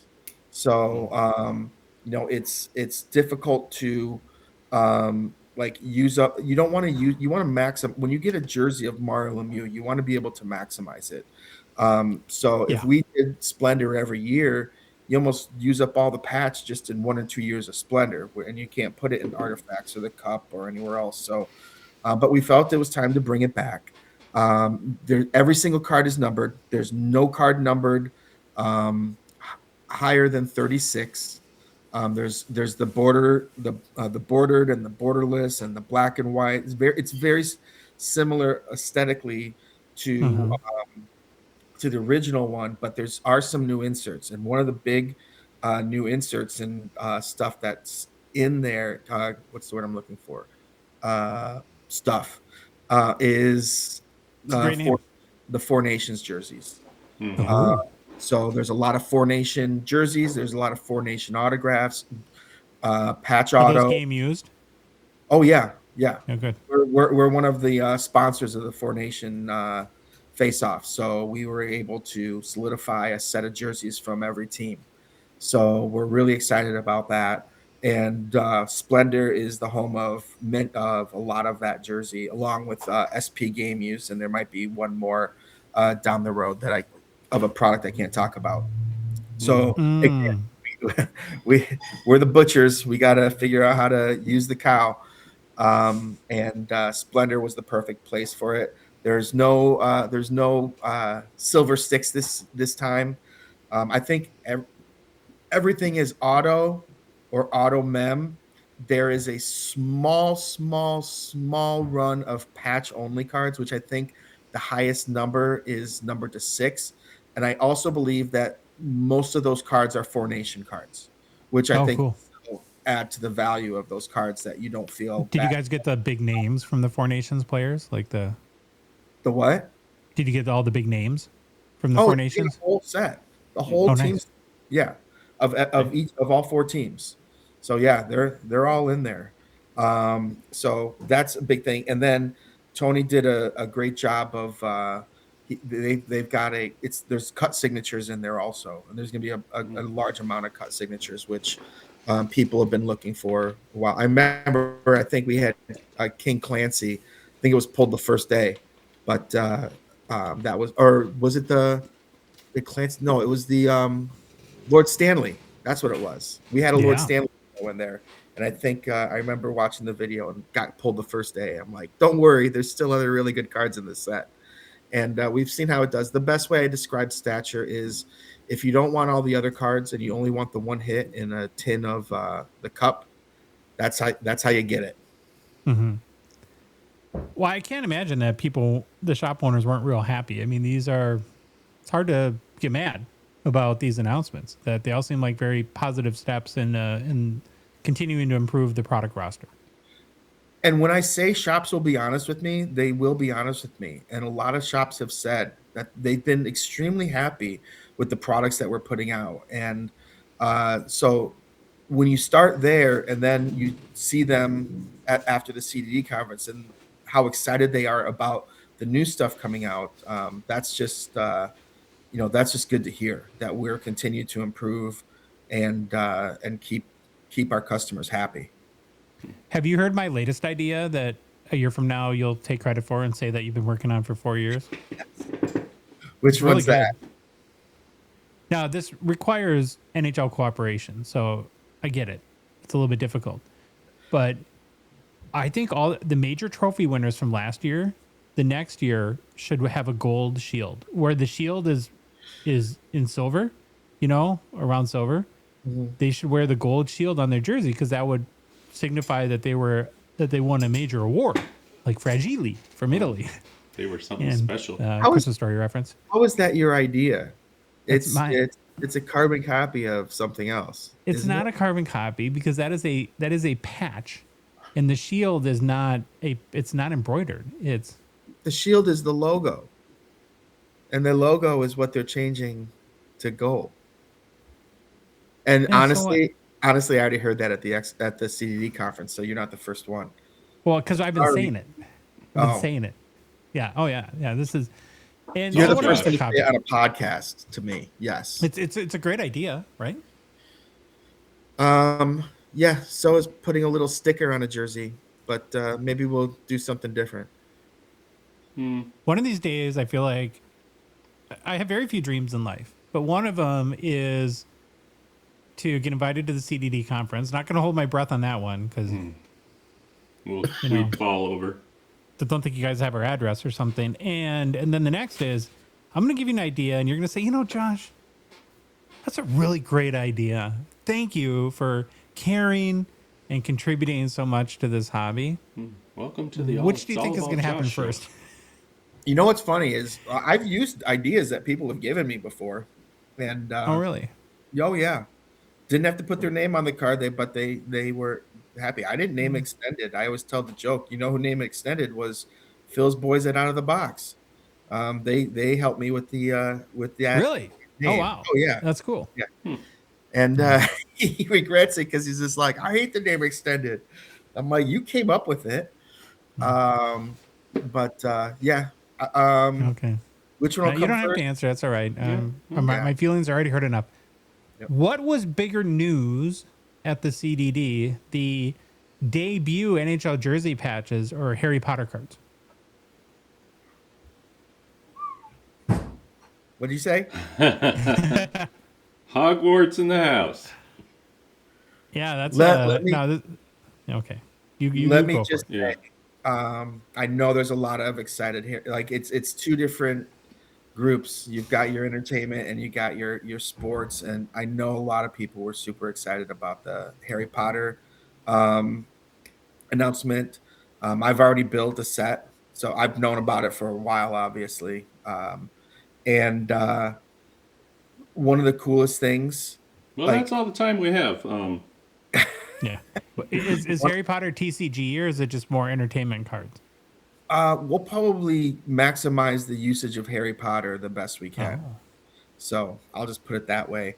I will say, and not to rub it in a little bit, but our like we saw Flower one night, and then our event the next night. They took us on a Universal tour, so we're in the trolleys or whatever they're called. They did not warn you if you're sitting on the far right side of the trolley that during the you're gonna get wet earthquake that a wave of water is gonna come and just soak you in the cold, windy day. So I did get a little soaked on that ride, and then they took us to this one little area, and we got Hogwarts all to ourselves. So wow. that would, like, you want to know how long I waited for the rides? I had to walk to them. That's the amount of time I had to wait. Like, we got up there and we're already in the thing, and man, one of them is like but a lot of fun. I didn't do the roller coaster. I just did You're the scared? swervy one, but it was so much fun. And then they had butter beer. You just walk around and they have butter beer they're giving you. And they gave everybody got a wand. I got the popular one, I guess, poplar one, poplar and dragon heartstring. Okay. And it does stuff, but yeah, Did you in Hogwarts, did you find the door that leads you to Moncton? I did not. See, it doesn't exist. Yeah. Knew that. But that when does the Harry Potter stuff come out? Which one is a bigger deal when you're able to do something that's innovative that nobody else has done before? Yeah, let us know. Yeah, we're pretty excited about that. So nothing has been done with a debut to this degree, of course. Before. So to do that is really special. And like I said, there were some people that announced the Harry Potter thing, but my phone was flooded with announcements of the debut jerseys. It'll be interesting to see what's that. Well, I'm trying to think of like the secondary market value hierarchy now potentially going forward, right? Because we still have never had like a really big Young Guns Outburst Gold 101 sell publicly. I've never seen the Bedard. I've never seen the Celebrini, right? And who knows what that would go for. Yeah. Then of course you have the Cup Shield 101s, and now you'll have. Do you think that the Matthew Schaefer we showed patch auto 101 from Extended that would sell for more than his Young Guns Gold Outburst 101? That is a great question. I am going to say yes, and I'm going to tell you why I'm going to say yes. Is I think right after they saw those cards, there's probably a number of distributors and shops that are already trying to figure out how they're going to out bounty each other. I think there'll be a huge bounty on that Schaefer card. I think there should be a huge bounty on the Schaefer card. It's the first it's the first series basically of something that's going to be long running, and I think people are going to want that card, especially if one of the top rookies out there. Mm-hmm. All right, Billy. Well, thank you so much. I'm sure you're exhausted from your week of having fun at Hogwarts and on roller coasters and hobnobbing with Marc-Andre Fleury. Are we not going to talk Allure golf? Nope. No. Golf's coming to Allure. Yay! Can't wait. Yay! All right. Well, we very, very much appreciate you. Congratulations on really awesome stuff. And you guys have obviously worked very hard and are continuing to push the ball forward, and really looking forward to all this stuff, from the debut patches to Flare, the new Ice, the Splendor, Tableau, which is a BI platform, and a new card set from Upper Deck. And yeah. Wait a minute, Josh. Aren't we supposed to be saying we don't like this stuff? It's terrible. Well, no. Why? Oh, you forgot already? Never mind. Oh, I'm sorry. We'll talk off air. Okay. No, I like it. Oh, yeah. Sorry. Yeah. I will say about Tableau, I can't wait for people to see the solicitation images for that. You know, we kind of keep some stuff special for people that that attend the event. So if they took pictures of it and show you, great. But hey, maybe make your way down to Tampa coincidentally next year. They've already announced it. I'll just end with this. I've been to a number of these, and they get bigger and bigger each year. And this is probably one of the best CD conferences that I've been to. Nice. And wait until we show up.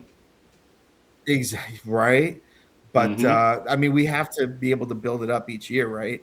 But no, probably one of the best CDD conferences I've ever been to, and probably the most excited that I've seen people leaving.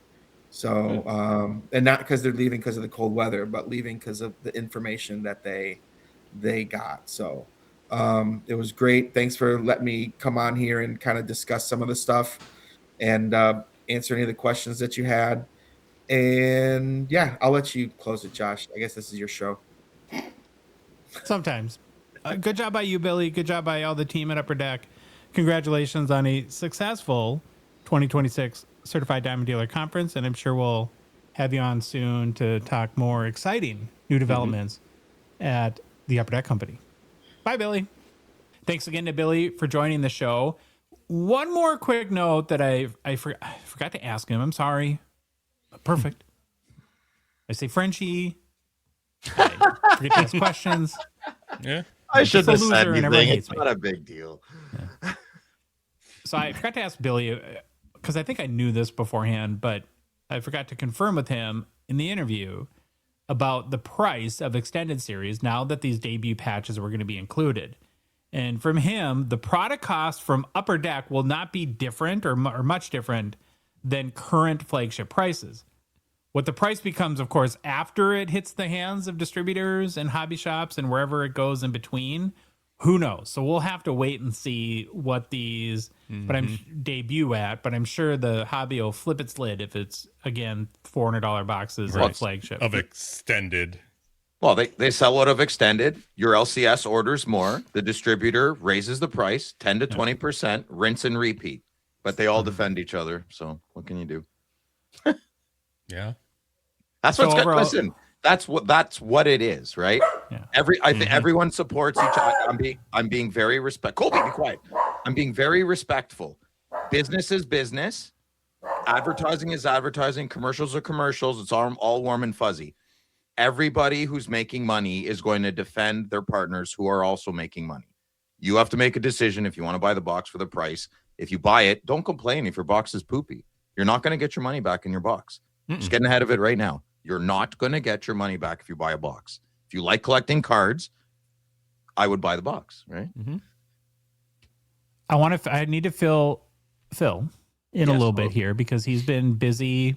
California Dave's very needy, and Phil has had no time to listen. I didn't to watch the interview Billy this- interview. That's correct. Yeah. Okay, so to fill you in on the Upper Deck rookie debut jerseys, they secured 9 jerseys from players that started this spring or this fall. They didn't get the holdover guys from spring, so there's no Ivan Demidov, but they do have Matthew Schaefer, of course, and 8 other players, and then they're hoping to get more going forward. There will be, I think he said, ironically again too, 9 different jersey cards in extended, going all the way up to the unique tag patch in extended series. That's the equipment manager's tag that could have the equipment manager's name on it. A lot of times it's signed and hand dated. And then of course there'll be a shield card that will be in the cup or ultimate or something like that going forward. And then maybe a couple other high end releases too. And so the big news here, of course, is Upper Deck not just is putting a debut patch on a jersey like Fanatics is doing, they're acquiring the entire jersey and then using that in multiple ways. But overall, I mean, this is massive. I can't think of something Upper Deck could do to juice up the hobby more than this. So kudos to them. Bravo. A huge win. And it is a game changer. Finally got it done. Why are I've heard some people really happy, but it's an extended. I was excited when I heard it was an extended. I said, that's great. Then it's a third flagship release at a reasonable price. And I think it's great in extended. What do they want in ice? Do you want it in ice? No, thank you. When they were revamping ice and I knew a big announcement was coming out, I was nervous. Imagine they put this in ice. No, thank you. No, thank you at all. So we asked Billy about that, Phil, and what he said, and this resonated with me and I thought it was good, is that they wanted it in flagship so that it remained accessible. If they only put these jerseys in the cup, and that limits it to very few people that can buy the product. And it doesn't, I didn't ask about extended specifically because I think the answer to me is pretty obvious as to why it's an extended, as we know and we've learned about the lag time it takes for Upper Deck to release products, that if they're getting the jerseys after the initial games in early October, it makes sense that they need till next June. Because remember, some of these are signed. So they have to get the jersey, produce the card, send it out to the athlete, get them signed, get it back, packed out, shipped out, everything. It doesn't shock me that, and so I think the extended thing is probably has most to do with the fact that that comes out in June. Mm-hmm. And so now you have October to June to get that process completed. Well, I was hoping for, I thought it was just to make it more accessible for the common man, the civilian. No, I think the flagship part is, but I suppose like why isn't it in Series 2 or something like that? Oh, okay. They might not have enough time to get all that done by March. I think they would have enough time, but they would have to be under such a sense of urgency. This way they can maybe take their time and give us a better product. Patience will win this one, yeah. I'm very excited for this. And I think if they first come out and they're not exactly up to snuff that everyone wanted, I think everyone should take a breath because it's going to keep coming. The deal has been made. Let them make some mistakes. Let them listen to some feedback. Mm-hmm. And this is a journey with the manufacturers, with the logistics company, Upper Deck, who we all love, and us. It's a journey together. Mm-hmm. This is such a step in the right direction. I'm a big fan. I asked Billy on the interview if he thought what would sell for more, the Tag 101 Auto that will be an extended or the Gold Outburst 101 for, let's say, like Matthew Schaefer, because he'll be the first kind of big star to have both. Do you agree with that? Yeah, I have big man crush on that guy, man. He is awesome. He's so good. But that gives like flagship 2 huge chases for every rookie. Exactly. Which is pretty awesome. This is excellent. Mm-hmm. I am concerned. Extended's going to be like 350 now. Right. Well, real quick. I'm sorry. I just am. I'm trying not to think about that, and I just passing the buck, kicking the can down the road. Oh, it's not us, it's them. Oh, it's not us, it's them. Oh, it's not us, it's them. Like we're never gonna get. No one's ever gonna just take that full responsibility, right? I just think that's such a. If pre-orders come out. Here'd be like here's the way my strategy. Right, pre-orders sold out. We had to raise the price. Blah blah blah blah. Oh, come on. Man. I don't think pre-orders are out yet. If pre-orders start normal, I would buy right away. And I'm not like a big pre-order guy because I think that the price is going to go up. The other potential theory that I have is I'm not going to flip out too much if this first extended, with this being very brand new and everyone's really excited about it and all the anticipation, if the prices go really high versus a year or two down the road that it may come back down a little bit once the newness is worn off. After we spoke to Jason at our Thursday night event at the Expo, can I just recap a little bit? He said he said this is just strictly business. The pre-order sold out so fast. So in just a very basic business 101, you raise the price for the next one, and then the next one, and then so on and so forth. So is that what this is? If the pre-orders sell out within 2 days for the rest of all time, these flagship, all these boxes are going to triple in price in the month. That's it. Then I give a call to everybody listening. Don't pre-order anything. Nobody pre-order a thing, and we'll all keep normal prices. Like they'll just raise it on release day. It'll always, if it sells out fast. I wish Upper Deck would cut out all these distributors. Yeah, that's right, man. I hope you guys are listening. And cuts them out, and then took a big leap, spend a lot of money, and make yourself build a division or a department in Upper Deck that deals directly with LCS. Cut out the middleman. I don't know, man. You're going down the same path I am with. We got one product that we like. It's fun. It's cool. It's affordable to open. And now you get stuff like this in it, which is, I think it's cool. But now the price just soars. And I think it's like, what do we have for the normal Joe to open? You can't have your cake and eat it too, though. If there's huge cards and boxes, the price will always go higher. Right, but then don't put them in that one then, and still give an option for people to buy stuff. It goes. I know what you're saying. No, Josh, I want it in flagship. I think it's cool in flagship, but now flagship's not the. I'm gonna run out and buy a box quick. What do we always grab? But again, though, you're right. But again, though, Upper Deck, what they're saying, what I was told from them, and I can quote it, is that their cost or their price is not changing. I'm not blaming Upper Deck. We were told that about Series 2. I asked Jason straight blank, was that the same price of Series 2? He said yes. But then Yeah. when you defend your partners, which is what they are, they're your biggest buyer. They're your only two buyers up here in Canada. I understand having to defend that and protect that and give good factual truth and honest information about that. I get that. He's in that position. I'm in me. I'm Phil. I'm the buyer. Mm-hmm. I have a business. I smell everything going on. I willfully ignore things. I'm naive to certain things.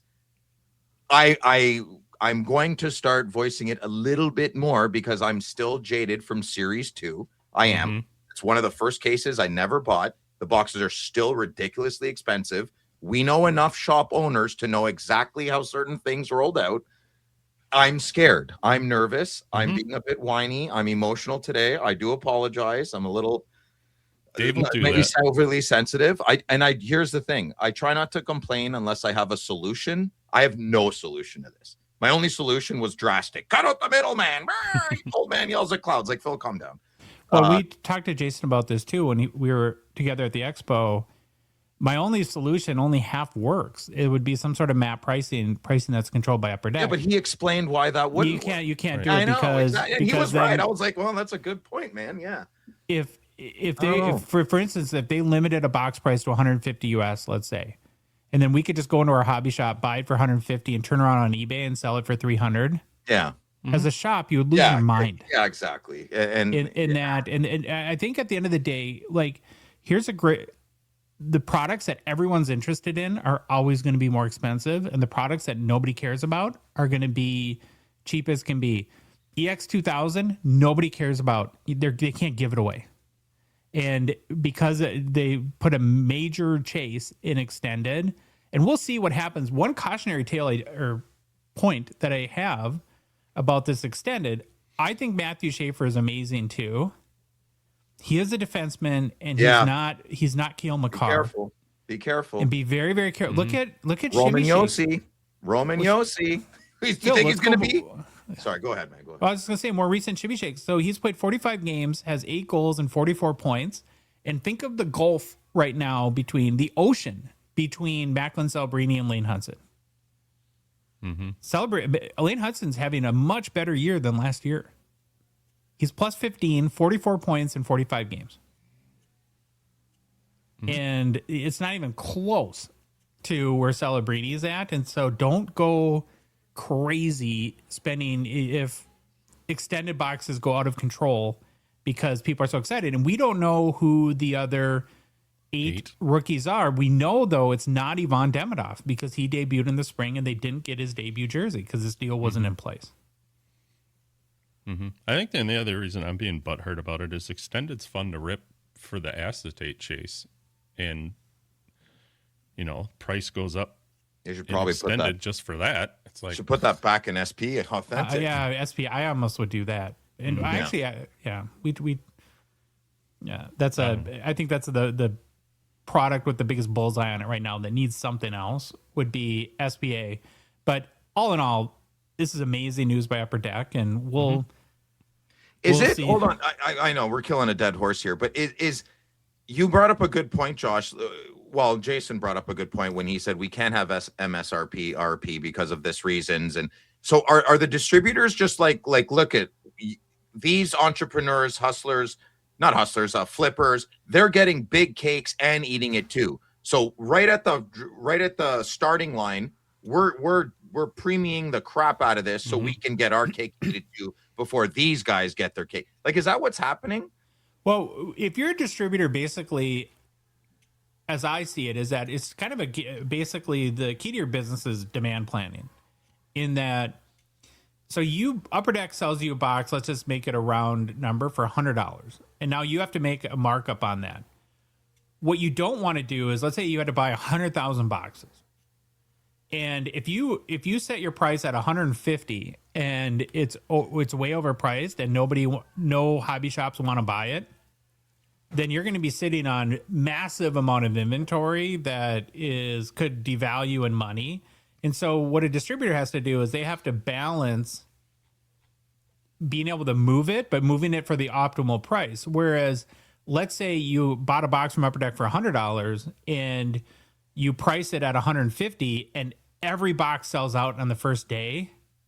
as a company, you're like, oh crap, we underpriced it. Josh, so I can understand small increments of percentages, like the way they raised the cup. I can complain about it, but I get that, right?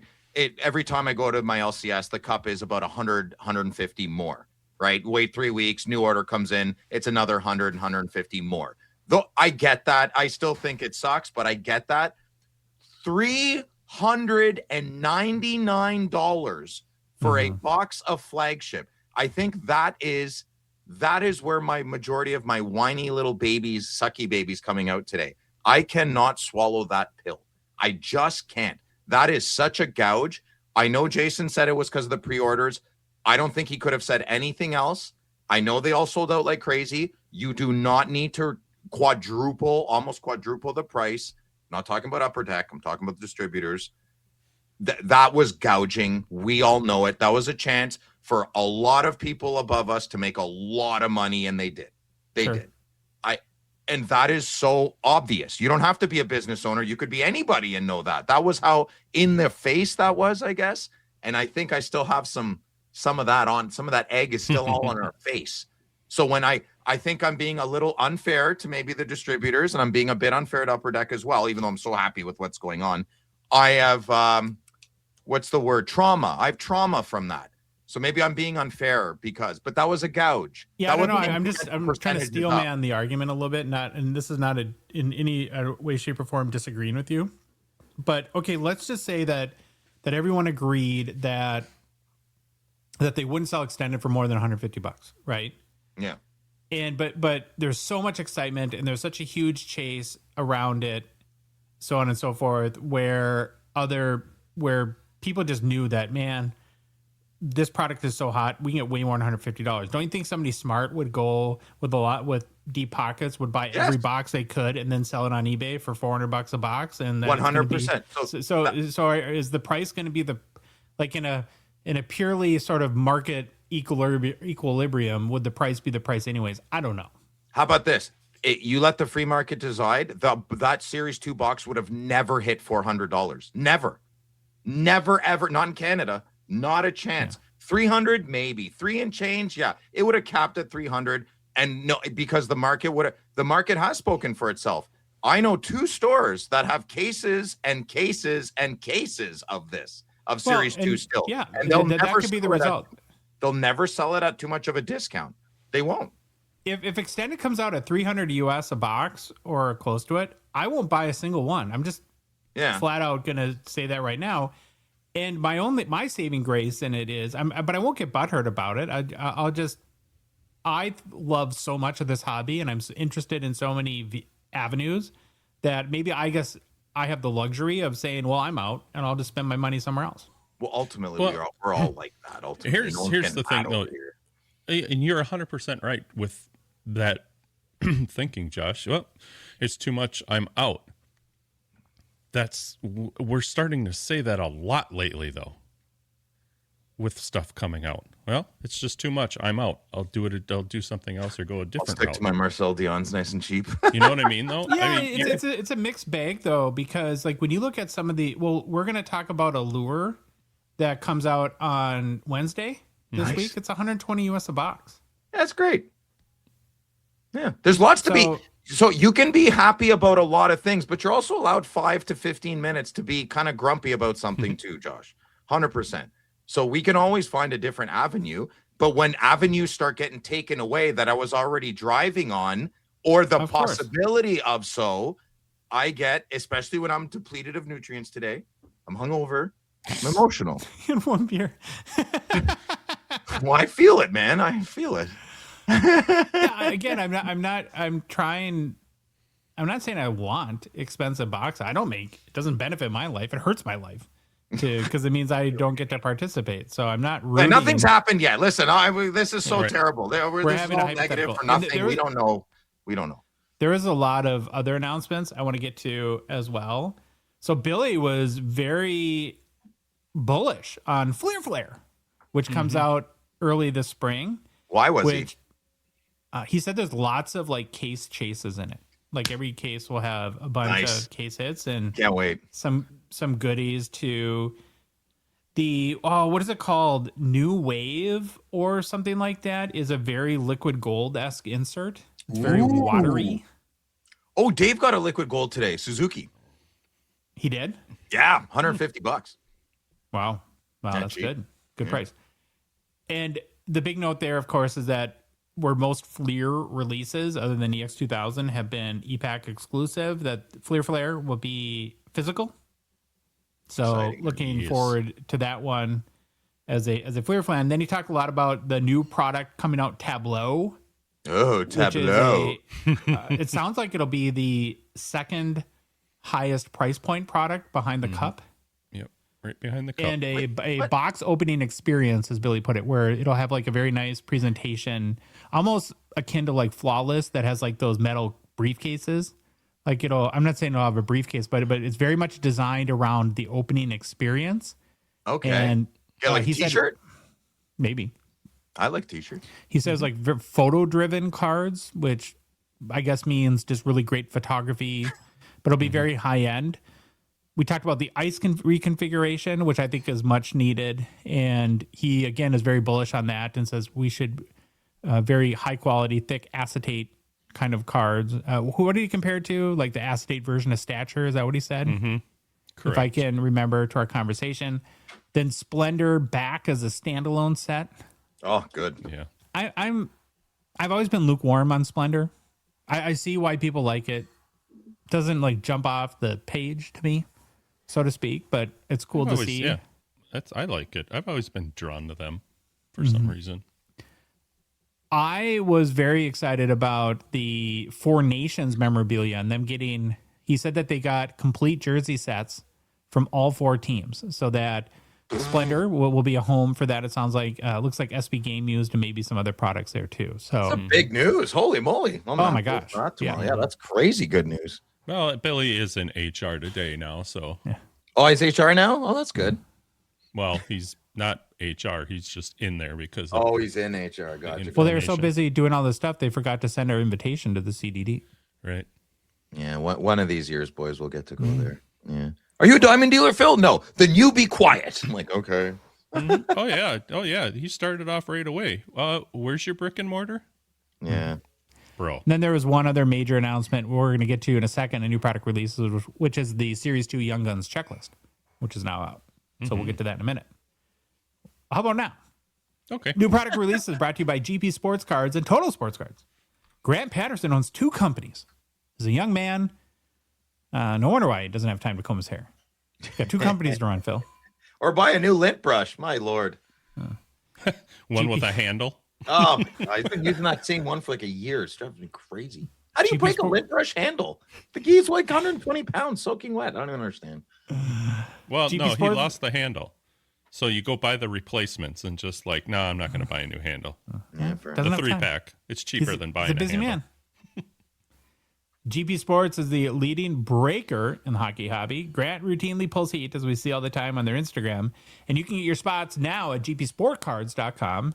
You want to head there right away and camp out because they always go fast. The next breaks will go down Wednesday night live on YouTube for, I don't know, does Grant, would he break Allure? He doesn't have his spots up yet as we're recording on Sunday. So we'll have to see how to do it. Does he typically break something like that? Probably not. I'm just security, man. I don't know.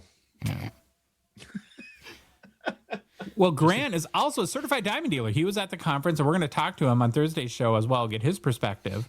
Oh, he fun. has a hobby shop in Etobicoke.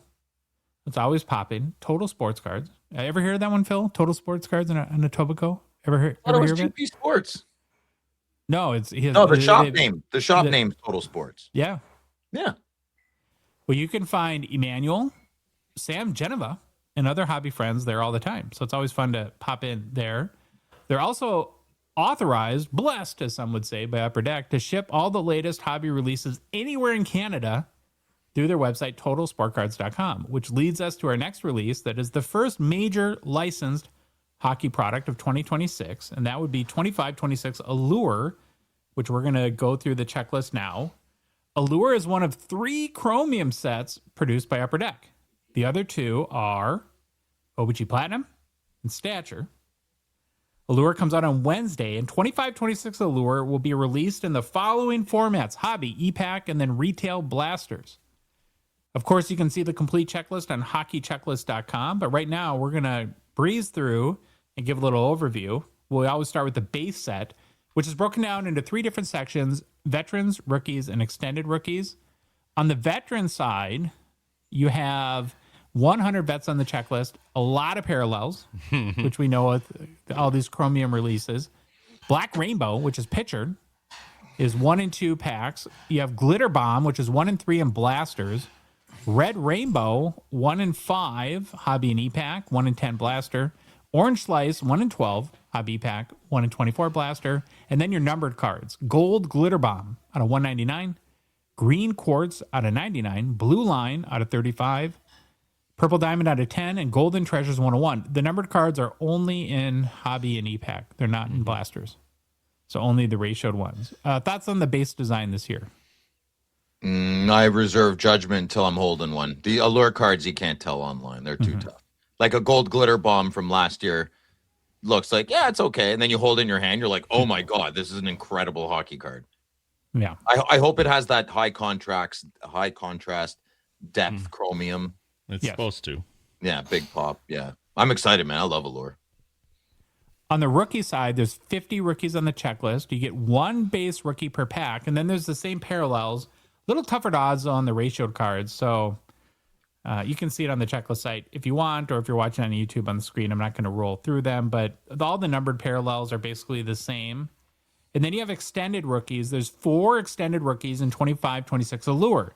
Those players are Easton Cowan, Michael Misa, Matthew Schaefer, and Sam Dickinson. The base and all the ratioed parallels are for the extended rookies are randomly inserted into packs, so there's no odds. Assume pretty tough chases. And then they do have in Hobby and E-Pack the same numbered parallels as well. So that is the base set. 100 veterans, 50 rookies, 4 extended rookies. We're going to move on to inserts. There's 8 total insert sets in 25-26 Allure. We're going to feature 4 of them. And remember, again, all are on the checklist site, hockeychecklist.com. 16-bit, one of the more popular and tougher chases in Allure. This year, it's back with its, I think, 4th version now of 16-bit. Overall odds are 1 in 720 in Hobby and E-Pack, 1 in 1,800 in Blaster. And Upper Deck has done something I think ultimately is a good thing here. So they're trying really hard going forward, I think, not to be repetitive on the checklist.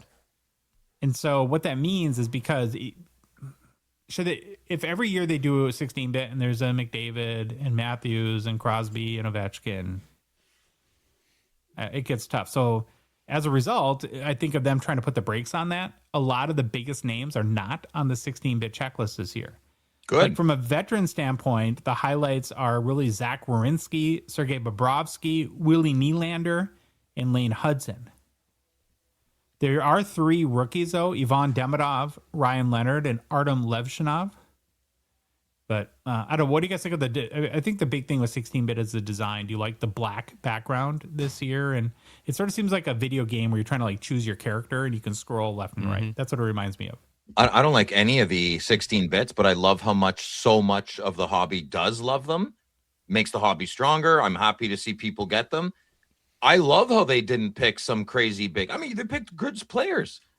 I would either do that, or I would have top tier players every year and make it 4 times more rare. So I think they did one of the 2 things that is great. Have it this rare, 1 in 720 on Hobby and E-Pack, and 1 in 1,800. Etc. And change the players every year. Like they shouldn't do Crosby again again. They should just never do Crosby again until he retires, right?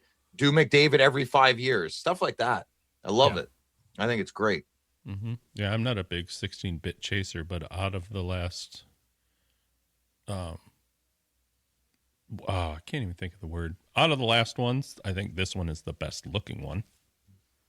I'll always be partial to the first design, but I'm also have a very big bias to the first of any sort of insert, and so maybe that factors into it too. But I do like this year's design as well. Color Flow is back for Allure this year as well.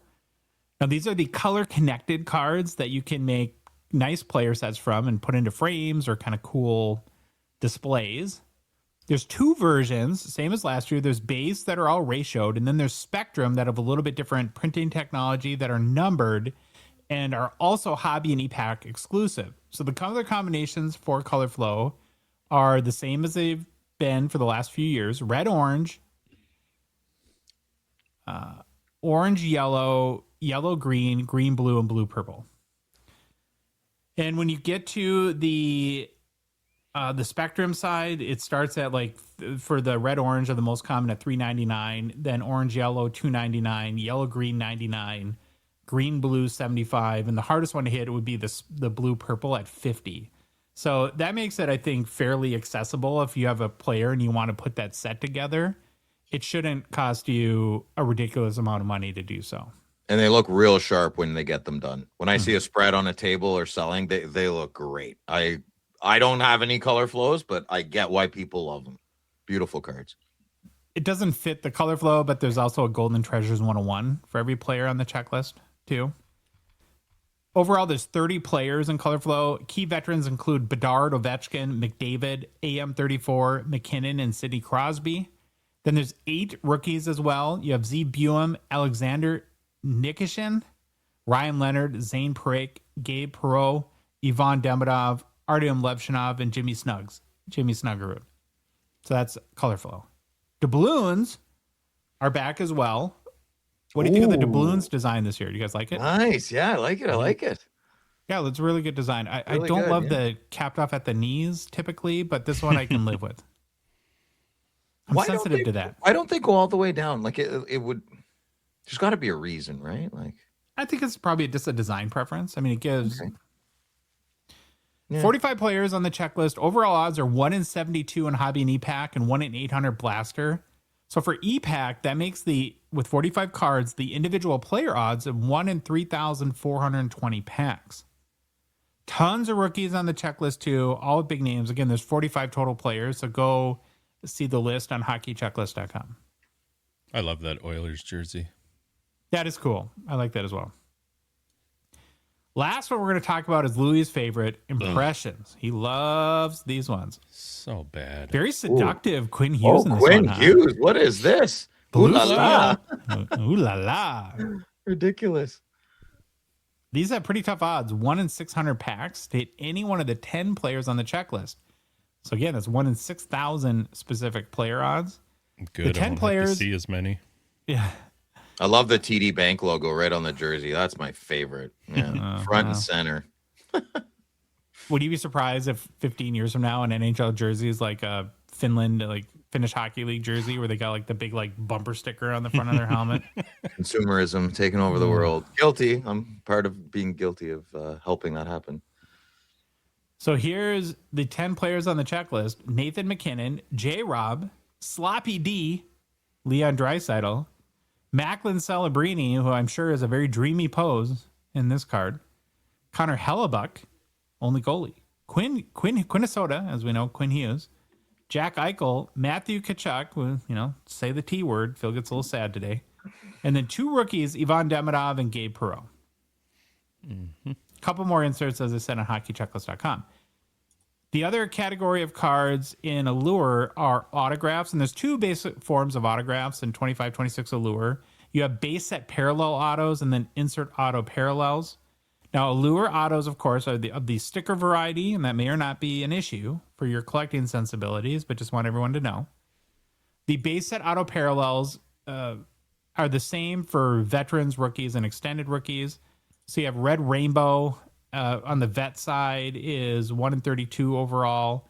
You have OV Draisaitl, Jack Hughes, Cale Makar, Eichel, Swayman, Quinnesota, Celebrini, Caulfield, Crosby, McDavid, and Bedard are all super short print. That's what Upper Deck does now, is that they don't do like Group A, Group B, Group C. They give overall odds, and then they list players as either short print or super short print. So the best guys are going to be much tougher odds. Blue line autos out of 35.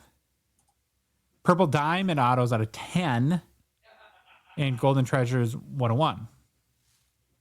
And the again, for Red Rainbow, I didn't put them in, but there's ratios for rookies and extended rookies as well.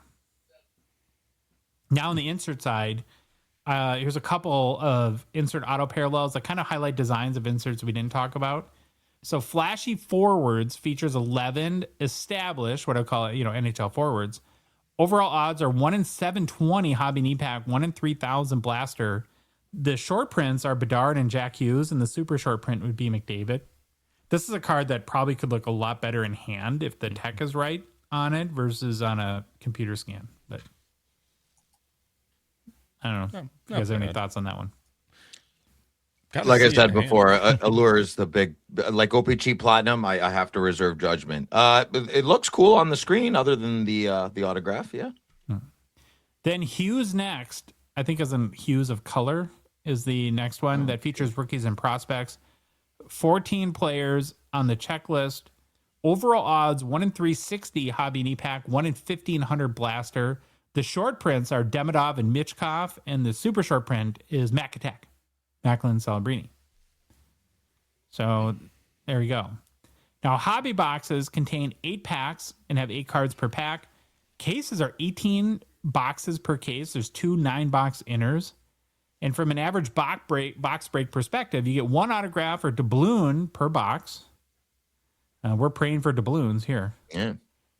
8 base set rookie cards, 8 base set parallels, 12 inserts or insert parallels, 2 serial numbered cards or ratioed short prints, and 1 additional base rookie or base parallel, often another rookie parallel. You can pre-order 25-26 Allure anywhere in Canada from Total Sport Cards for 160 Canadian, and pre-orders in the US are about 130 US dollars. So actually 160 Canadian by Grant is a much better deal than we're seeing in the US at 130. So good job by you, Grant. Get your boxes from him. Well, that's your overview of 25-26 Allure. Any overall sentiments at this point, or I'm excited. Yeah, good price point, great cards. I look forward to it being a little mini insert set for myself. I know that's not what it is, but yeah, I get upset when I get an auto, but I'm happy if I get a doubloon. So okay, yeah, I'm excited to see the blue line, purple diamond, non-autos. Yeah, just their sweet parallels. Mm-hmm. Last topic in new product releases, I mentioned it a few minutes ago, but 25-26 Series 2 Young Guns checklist was unveiled at last week's Certified Diamond Dealer Conference. And as of right now, I think March 11th is the expected release date for Series 2. Looks like Nick Suzuki on the cover there. It's kind of cool. It's a pretty good checklist overall. I would say deep is a way that I might describe it. So here's a few of the highlights. You have card 451 will be Matthew Schaefer. He gets the premium Young Gun spot. Okay, as he should. Followed by at 452, Danila Yurov, who's been pretty solid for the Wild. They've really leaned on him this year as we're pretty thin at center. Brady Martin, who people are pretty excited about for the Predators, 460. Sam Dickinson of the Sharks, 479. Axel Sandin Pelika of the Red Wings, 484. Z Bium, Wild legend. Z Bium is. This is a stacked checklist, man. Wow. 486. Michael Misa, 487. So they're not going to put anyone in extended? Well, we'll get to that. Emmett Finney from the Red Wings. I wasn't real high or didn't know a lot about Finney, but when we posted this to Instagram, a lot of comments that were excited about him being in there. So Red Wings fans, sounds like they're pretty pumped about him. What, Billy and Jeff McMahon? Are those the people? Yeah. Tusky. Well, we got a new mascot this year in the Utah Mammoths. So you got to have your mascot Young Guns. Tusky? That's his name? It's kind of funny. Yeah. And then 499 is a Matthew Schaefer, Mark Gatcomb, Islanders Young Guns teammates card. So they did one of those. And the Series 2 Young Guns checklist is Misa and Schaefer, which I don't think is a shock there. Yeah. So here's some overall thoughts that I have, and we'll get your guys' comments too. So Zeev, of course, in the Wild uniform. A little unfortunate now for Canucks fans, I think, over time. The biggest omissions and likely extended series young guns look like Beckett Seneke from the Ducks and Berkeley Catton for the Kraken. Those are the comments I heard most. Anyways, I thought they were going to probably keep Misa out, or I figured they'd put Schaefer in. I thought they were going to keep Misa out or somebody else. I mean, yeah. Well, now that you have rookie debut jerseys. Yeah. What else do you want from us? No, it's very exciting. Very exciting. The other note before you guys comment, which this is kind of funny and was been pointed out to me by a number of people. Card number 481 is an Oilers young gun, David Tomasek, who is a very exciting prospect at 29 years old. How old is he? 29. Oh my goodness. What is happening? There should be a cutoff age-wise for young guns, shouldn't there? Right. Nah, I don't think so. It's that's not the criteria. Age is not the criteria, right? Mm-hmm. It's a different thing. Yeah, I don't know. So your thoughts overall, you guys think that it's super deep? You worried about Series 2 box prices? No. I feel kind of an idiot for being so whiny earlier, but I stand by everything I said. I just don't think we should have talked about it so long. I'm just nervous about extended new things. That's all. Don't have a solution to it. This I'm very excited for. I'm excited for Allure. I'm excited for all things Upper Deck. Just, very excited for Series 2 to come out. I don't know, other than Schaefer again, who's a defenseman, if there will be a superstar out of this. I don't know. Maybe I'm being a little pessimistic on the bit. I'm still high on Misa. He's got a small frame on him. We just don't know. Even Beckett Seneke, I know he's not in this one. He might be. Yeah. He's probably going to be an extent. You just don't know with any of these guys, man. How they fill in, how they gel, how their mentorship, how their first NHL coach is going to treat them. I think there's a big difference if you get Paul Maurice as a first coach or John Tortorella. It's very two hard-nosed guys, very different approach, right? And there's so many X factors for these young lads. So I just don't think any of us are good at prospecting because we don't. Yeah, you're right. They might have Linus Allmark as a teammate. 100%. Is that too soon? Is that too soon? 100%. Don't work out. Play video games. It's better. Yeah. All right, Phil, you better slam some coffee and perk up. It's time for Mailbag. Okay, boys, here we go. Gongshow Mailbag. First question, Philly, left wing. So the Celebrini base Young Guns PSA 10 has sold recently between 1,000 and 1,500. The last few closer to that 1,500 number. What do you make of this, Louis? Yeah, it's the biggest hype in the hobby right now. Time to chase. Yeah, I'd say people are kind of hedging their bets. He's the next Crosby. So same answer as Louis. Josh? Oh, 100%. It's the biggest hype in the hobby. One of the cards that I've been tracking in Celebrini, this is not related to his Young Guns, but it doesn't surprise me. It's at that number. Is Slapshot sold the gold RPA right before Christmas for $47,000 US. $47,000 US. And it wasn't in Terapeak, so I thought it was never paid for. And then I saw Slapsharks did like a post that was a record sale. And so I reached out to Karn and I said, why isn't this in Terapeak? He's like, I have no idea. And then he showed me sort of the paid receipt on that. Somebody paid $47,000 for a Celebrini gold RPA. That's crazy. Would a Crosby gold RPA go for $47,000 right now? I don't think so. Yeah, remember though, the gold rainbows in 2005 were jersey numbered, so the Crosby's is out of 87. Oh, you're right. Yeah. Okay. And this is out of 24. Well, let's pretend. Let's pretend it's out of 24. I don't think it would. We just had one on, didn't we, on our top 5 videos that we never remember the cards we feature? Oh, dude, don't ask me. I don't know. I want to say something. Yeah, I don't know. But it's like at this point, as long as he keeps scoring 2 to 3 points a game, I don't know when it slows down. I mean, I'm sure he'll hit a 10-game stretch or I hope to God he doesn't get hurt. But if that happens, where things will slow down eventually. But for now, it's 100% bonkers. What about those poor San Jose Sharks kids? All those little kid fans will never get their Cup Gold RPA at this going rate. Yeah, they're fine. Okay, Phil. All right. What? The last Crosby Gold Rainbow RPA out of 87 sold on December 19th for half, for 24,900. There you go. Fun times. It's fun to watch, fun to observe. Yeah. Yeah. If you got no skin in that game, I don't mind watching. Okay, next question. Here we go. VV Cards, also known as Mike. Question for Josh. Now that the World Junior Championships has finished, congratulations, Sweden. What's with the low attendance at the games? I thought Minnesota was the home of hockey in the United States of America. There were less than 3,000 at the bronze medal game. I know it was during business hours. It's kind of funny. Is it a home crowd only? Maybe Troy can chime in on this one too. Well, go ahead, Josh. We didn't get Troy, but we got a Louis, so he'll give a perspective. I live here too. Minnesota is the state of hockey, hands down. But we're also fickle about our hockey a little bit.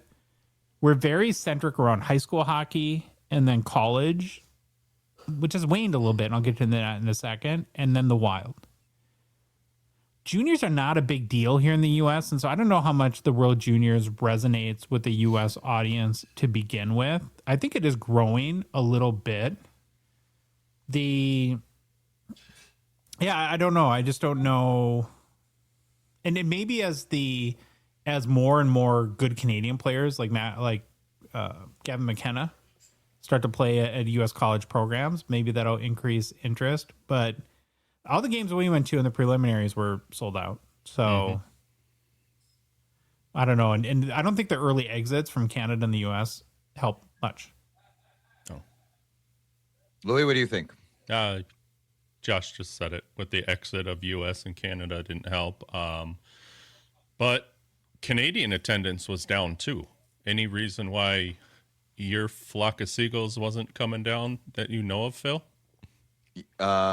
No, not that I know of. No, if I had to guess, I don't know. No one wants to cross the border. It's a pain in the butt. I'm not sure. Sure. And then the other thing that kind of it looked full, but I don't know how full it was. So, games were split between Grand Casino Arena, where the Wild play, and then 3M Mariucci Arena, and that one only holds 10,000 people too. So the Canada game at Mariucci was a lot of fun. I really enjoyed the Canadian crowd, and that was a fun experience for me to see Canadians in action. My only complaint is you don't have to do the wave the entire game. No, it's just that anymore anyways. The Canada crowd did it the entire hockey game, from the very minute it began to the minute it ended. It's so third grade. All right. Well, they had fun. But I'm just saying, like, a few times would have been great. But in all honesty, though, it is cool to see firsthand Canada pride and how much you guys put into that, and your fans are super fired up for the game. So Dave, I think would echo that too. Major big deal World Juniors up here. Major big deal. Yeah. All right, next question. Mad Dog, Nav 78. Where should the serial number go on a card? And at what exact point does its placement turn from quirky design choice into I can't enjoy this card anymore, and now I'm mad for reasons I can't fully explain? It drives me crazy too. I hear you, Mad Dog. Sometimes they can't help it, right? If the picture people don't talk to the design people, some of the cards look great, some of the cards don't with certain players. I have a 1/1 Marcel Dion, and the 1/1 on every other card I've looked at of every other player looks amazing. It's beautiful, gold, foil, cursive, right on the side, great spot. Marcel Dion's blade of a stick is right behind the 1/1. You don't even know it's a 1/1. I have to tell you it's a 1/1 because you don't even see it. So I think it's just bad chance. That you can't put that on the designers too. I mean, you could go crazy trying to put every card, and it's frustrating, but it's a part of the hobby. That's just, it is what it is. Louis, what do you think? Oh, what did I say? I'll stick it to the side or the bottom of the card, even an open spot in the back. I know it all comes down to who's talking to who and when the image of the card's going on there, but keep it off the player for Pete's sake. Don't hide it. I'll echo you guys and find an open space on the card. What bugged me more for a number of years though is the film behind the serial number. Oh, I the can't square, stand the it. rectangle. I can't stand that. I can't stand it. Maybe. Well, Drives me- obviously they have. I guess that they put that on post the print of the card, right? No, I think it's in order for the embossing to take or something like that. Really? Like maybe on some of these finishes, but it drives me crazy. And I believe that Upper Deck explained that whenever they switch print houses or print facilities, that this was kind of how the new printer does it. I wish they didn't do it that way. Okay. Next question. Brandy Roser. What are we putting in hockey card binders? I don't want to put anything thick in them or anything too expensive that I'll have to take out of the top loader. I got a bunch of binders for Christmas and they are just sitting there. I'll take them. I would actually like to use them. Thank you in advance. Brandy, I use them for, okay, well, I don't know. I kind of got I have a binder for Crosby. I have a binder for Gretzky. I have a very expensive, I have a $10,000 offer for one of my Gretzky's that's in the binder and it's in a top loader. I don't worry about it. I wouldn't put cards that, so if you're a seller, if you sell a lot, maybe don't put your cards in there. I would keep your PC. If it's really, really expensive, it's safe in a penny sleeve and a top loader in the binder. It's not less safe than in a one touch. I mean, I wouldn't put a space heater on top of your binder, or I wouldn't use it as a phone book to sit on when you're driving. But yeah, I mean, am I answering the question right? I don't know. So 75 point is as thick as I put in there. You don't want to put 275 points opposite of each other on the page because it might rip the second one. But you can squeeze them in one here and there. 55 points, a lot more forgiving. Yeah, you can get a cup card in there. You're not putting anything behind it. Yeah, I won't do that. I won't. And then you're stretching it out too, where you always have to have a thick card in that space. So I am concerned because Brandy, you said that anything too expensive you'll have to take out of the top loader. That indicates to me that you sell a lot of cards or trade a lot of cards. I would not use a top loader if I was selling and trading a lot. Personally, I'm sure others do. I like my top loader binders as my personal collection, flat down, right? Like those don't leave the house. I'm not really I don't even bring my binders to the expo to show the boys. To flip Too much through. value there, right? I keep them at home. Yeah, your top loader binder is a flip through thing. If it's I'm traveling with them for shows and wanting to move cards, that'd be frustrating. In a box. Yeah, in a box. Yeah. One touches box. Yeah, for sure. And I love one touches. Big one touch fan. I just don't have they're not displayed as nice for me. So that's why I'm all over the binder. And I hope I answered your question correctly. If I didn't, please re-ask it, maybe in a different way. Louis, pretty much your thoughts as well. Josh, you're good? Next question. Okay, hold on, but don't put it up. Put it back. I can't read the next question. I can't do it. Why? I'm very uncomfortable. I don't know. We're going to grow up today and you'll be fine. You can now I really want you to read it. I'm going to judge you. I want you to read it, Josh. You read it. You like reading this stuff. I don't. Okay, no. Fine. Okay. Oh my God. You can start with Chris Topher. Okay. Hey, Chris, you're awesome. Chris, thank you. Very flattering. Okay, you're very flattering as follows. You're right, Louis. I got this. Oh, can I say for the record, he posted this question. Building myself up. He posted this question or statement 2 weeks in a row to make sure that we said. Otherwise, I may have just forgot because it is very beautiful and kind but it is very gratuitous, and that does make us all uncomfortable. Extremely. Okay. Why is this the greatest sports card podcast in the entire world? Thank you, Chris. That's very kind of you. And that's not so much as a question as it is a statement. I just would like to take a minute to thank the three of you for the commitment you have taken on to educate, inform, and inspire like-minded collectors. Thank you very much, Chris. That's very kind of you. As a result of your diligence and insight, and this may sound as a negative, but it truly is a positive, I have sold off about 95% of my collection. Louis, you may say the least amount of words on the show, but when you do talk, it's wisdom. Jesus, man. You're more than just the occasional hot take. You're all in agreement on the process of zeroing in on being a realistic collector. I'm sure we would all love to be in a financial position to flip and sell, having glorious tables at big shows affording to sustain life off this hobby we all enjoy, but that's simply not the reality for the majority of us. Without rambling on, as Phil often does, and this is true. Truth. Absolutely. I just want to thank you, you three and half men. Dave's the half because he's just part-time. I'll yell at him later. I have met and conversed with all of you personally and consider myself blessed to call you friends. Oh, thanks, Chris. You're a friend as well. I look forward to 2026, what this hobby has in store for us, growing with this community you gentlemen have planted, and more mind-blowing epic content from my Gongshow family. Sorry, it's a bit more praise. It's more a praise comment than a question. Love you guys. Beyond flattering, Chris, I think we value being a landing pad for a lot of hobby collectors, and we probably lose a lot of veteran collectors, but we really pride ourselves on being a big landing pad, acknowledging the bad, but focusing on the good, and thank you for recognizing that, and very flattered for all your comments, man. Thank you. Boys? Well, your dreams always tend to be a landing strip for the hobby. Oh, wow. Yeah.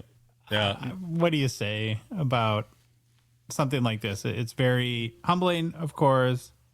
And I don't know if I've said this publicly, but from my perspective, like the week we put into this show is, I can sort of consider it in a way my love letter to this hobby. And it's my thank you for everything this hobby has given me. It's very fulfilling. I'll tell you that. The bad and the good, it's fulfilling. I feel my brain's tired when I'm done doing Gongshow stuff. So thank you for recognizing that, Chris. Discord. Hold on. There. Thank you, Louis. Swifto Jr. Hey, boys. Gixxon got brought up last week. In my opinion, it's one of the most essential tools for eBay. Anytime I see a card, I want to throw the item number and max bid in. It auto bids at a set time you set. It, number one, ensures I don't forget to bid on the item that he's watching. Number two, he's not letting people shill up towards his max bid early. That's great. That's good. I'm still fixing for the Gixxon, so I'll let you know. Louis? I'm old school. Yeah. Just be there and wait for the countdown. Josh, any thoughts? I'm more of a buy it now guy. I've just realized that I don't do good in auctions. I don't like auctions. They stress me out. I forget half the time when my cards are ending. And I buy most of my cards, buy it now. But hey, any tool that can give you an advantage, sure. Like Phil? Yeah. Yeah. Hey, before you go on, I didn't get to say anything on this last one. I just wanted to say thanks to Chris Topher for that. But I also added in there, I might not say the most, but be careful of the guys that don't say a lot. They're silent but deadly, like a toot. You never know. But I appreciate it. We've never been wiser. All right, Kevin. Hey, boys. Wait, what? Okay, yeah. With the release of the Young Guns Series 2 checklist, one could say it's pretty stacked. Where does that leave Extended? That's what I said. Who's left for that set? Thanks for everything and cheers. Josh? I think Beckett Seneke and Berkeley Catton seem to be, as we mentioned, in new product releases. But yeah, so cool. Those are, and then a whole bunch of inserts, and who knows, they might even have more surprises than Extended, like the OV Young Guns buyback auto was a big surprise last year. We'll have to see what's going on. All right, next question. Okay, Mama 2021. 2 questions. Phil. Yes, hello. Say you had $10,000 and you had to spend it on one card. If your only factor in what you purchase is whether the card retains its $10,000 monetary value, would you buy a hockey card or a Disney card? Maybe a 1-1 of Ariel, perhaps? No, man. Stay away from the redheads. I told you, it's my kryptonite. Louis, you get the same question, except you either get a hockey card or an F1 card.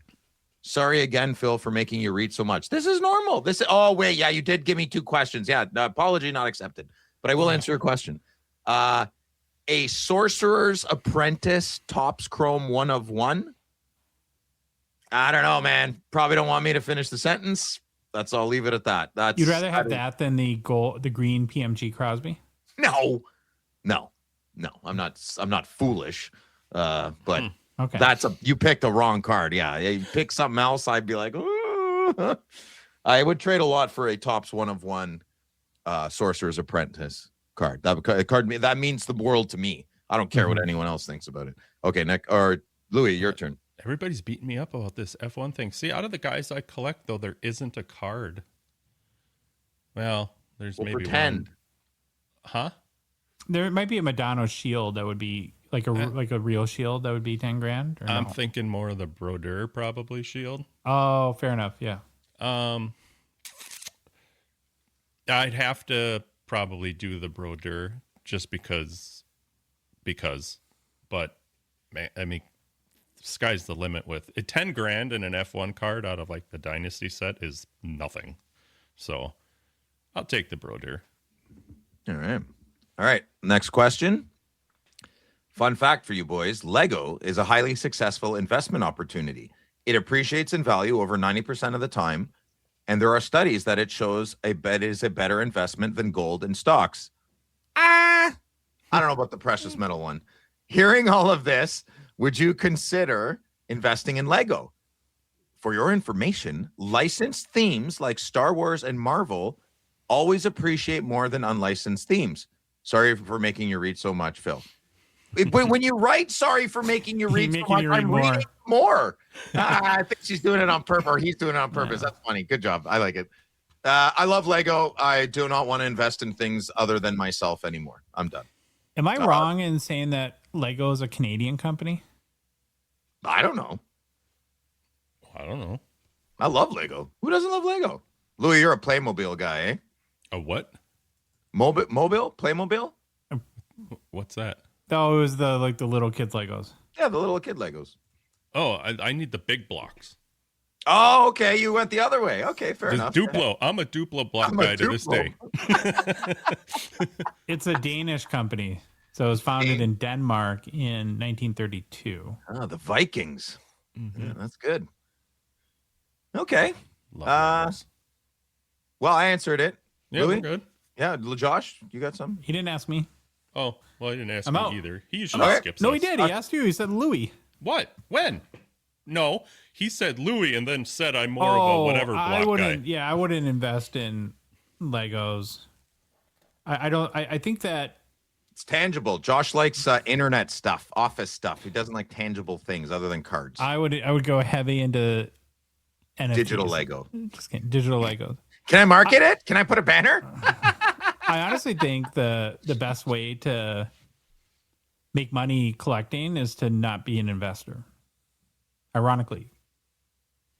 That's good. I like that. That's good, Josh. All right, let's move on. Okay. Next question. Hockey Downtown 198. Do you think there will be a time when a patch auto of a legendary player loses its value because there's so many out there?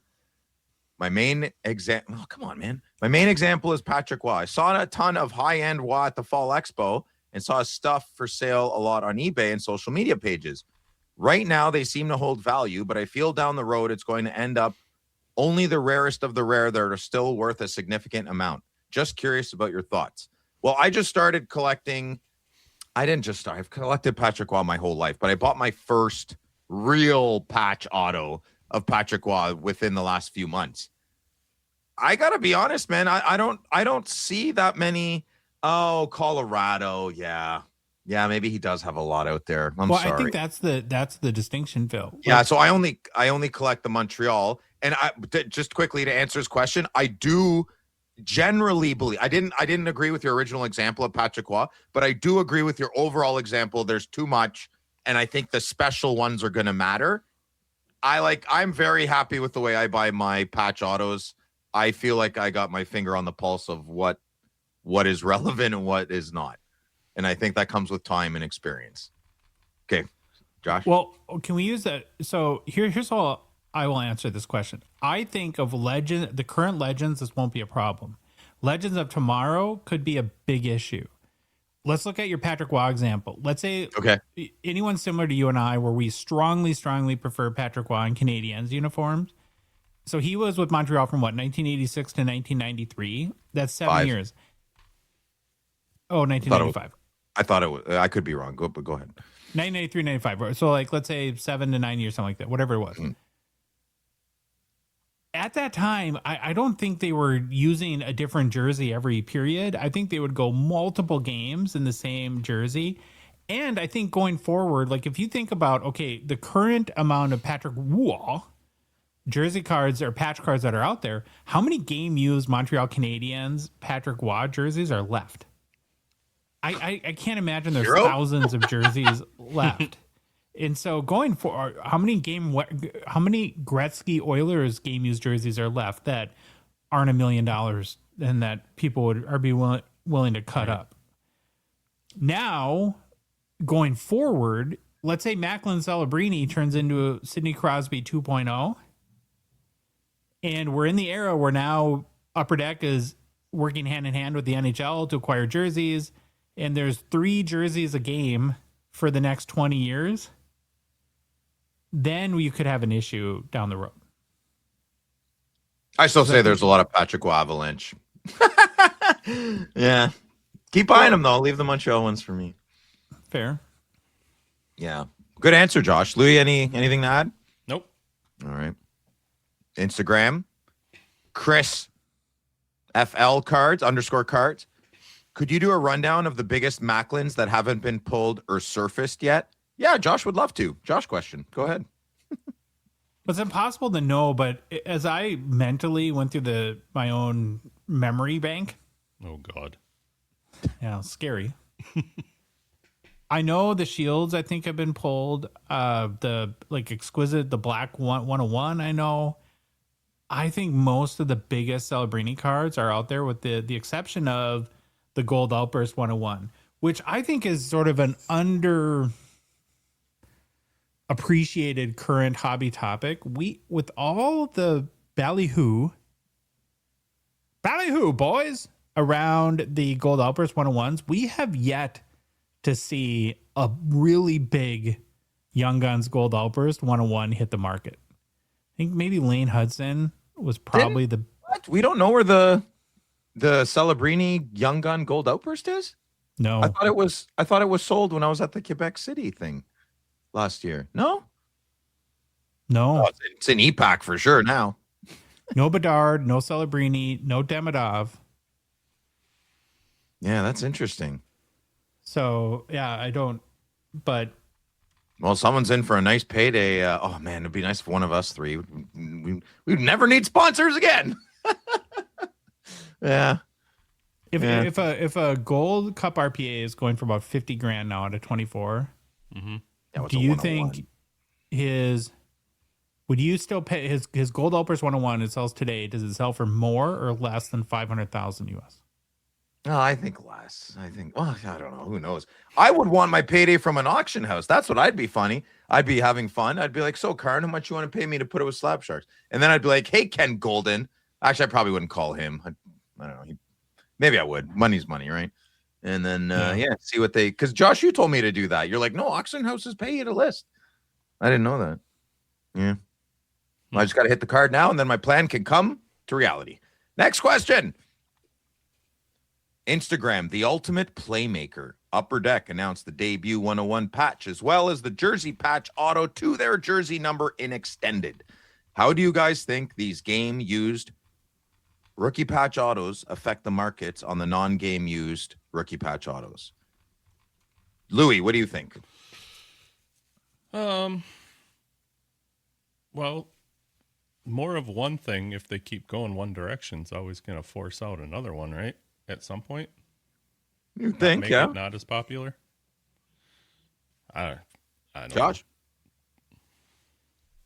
I don't think it'll affect. I think over time, game used will have more of a premium, and I will always place a big premium.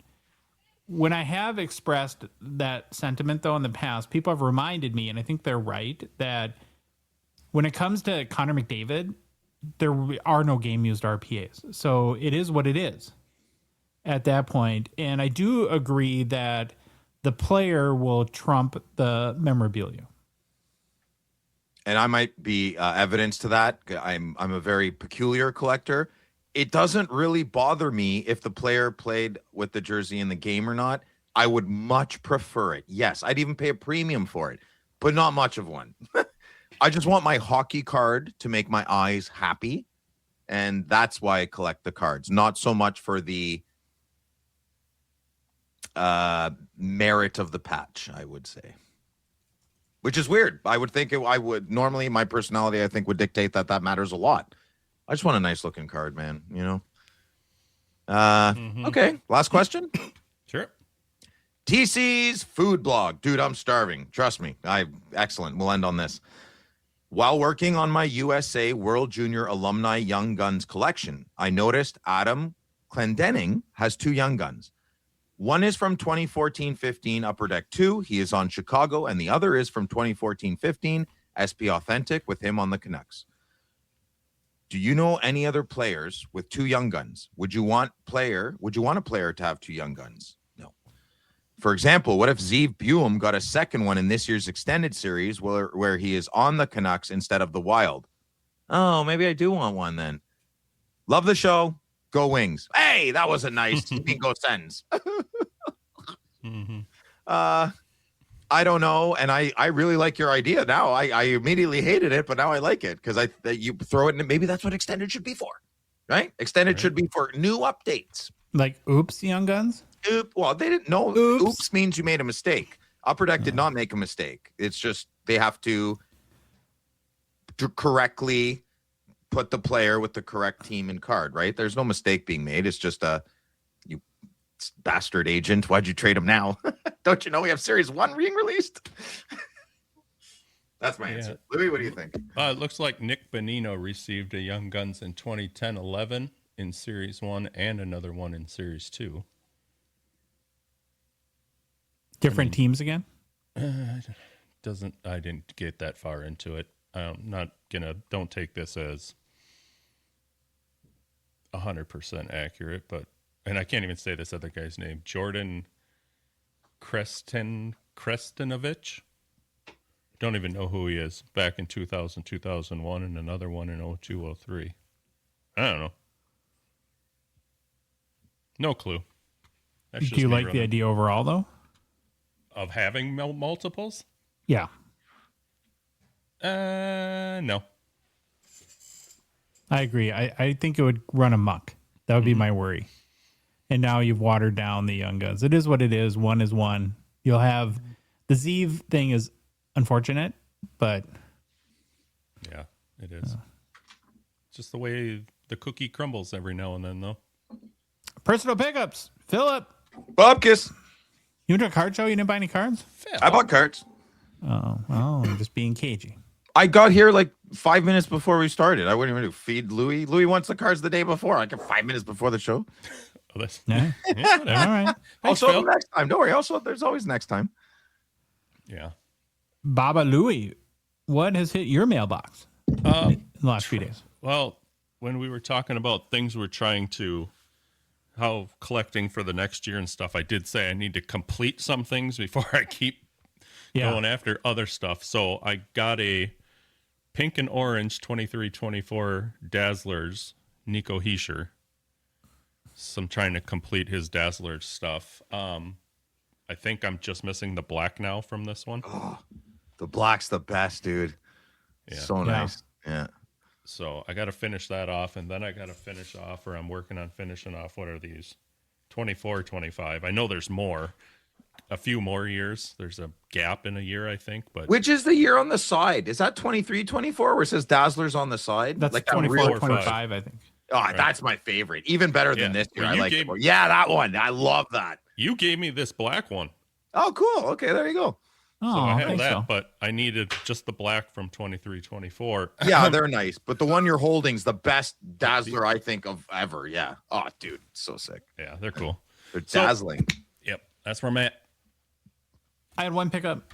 I got my second now, 2014-15 O-Pee-Chee, Sidney Crosby, Black Rainbow out of 100. Where's your what? I thought you got that other Crosby card. No. The buyback. No, that was a Slab Shark submission. That's not your card? No, it's just we were sending that off Sending it to you. on the Baba Louie Canoe.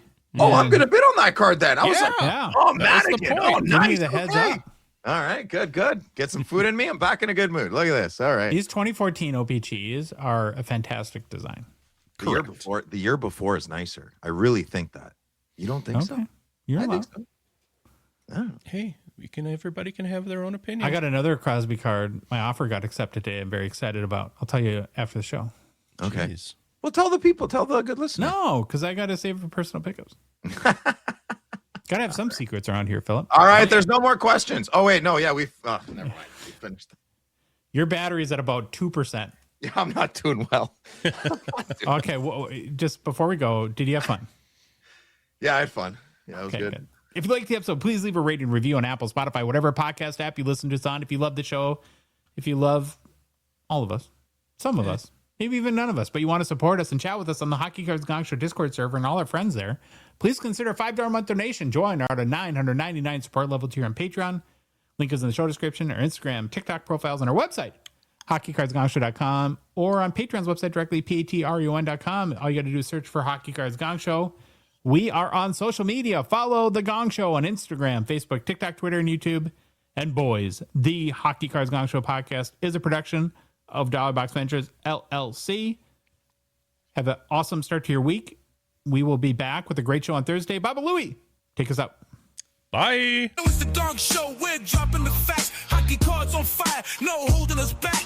Josh looking sharp, the face of the scene. Feeling pork chop pants, rocking it clean. Baba Louie in the booth, he's the man with the plan. The best producer in all the land. Gong Show Nation, let's hit the flow. It's the Hockey Cards Gong Show. Let's go, let's go. Don't say the minute show. Wayne Gretzky on steroids?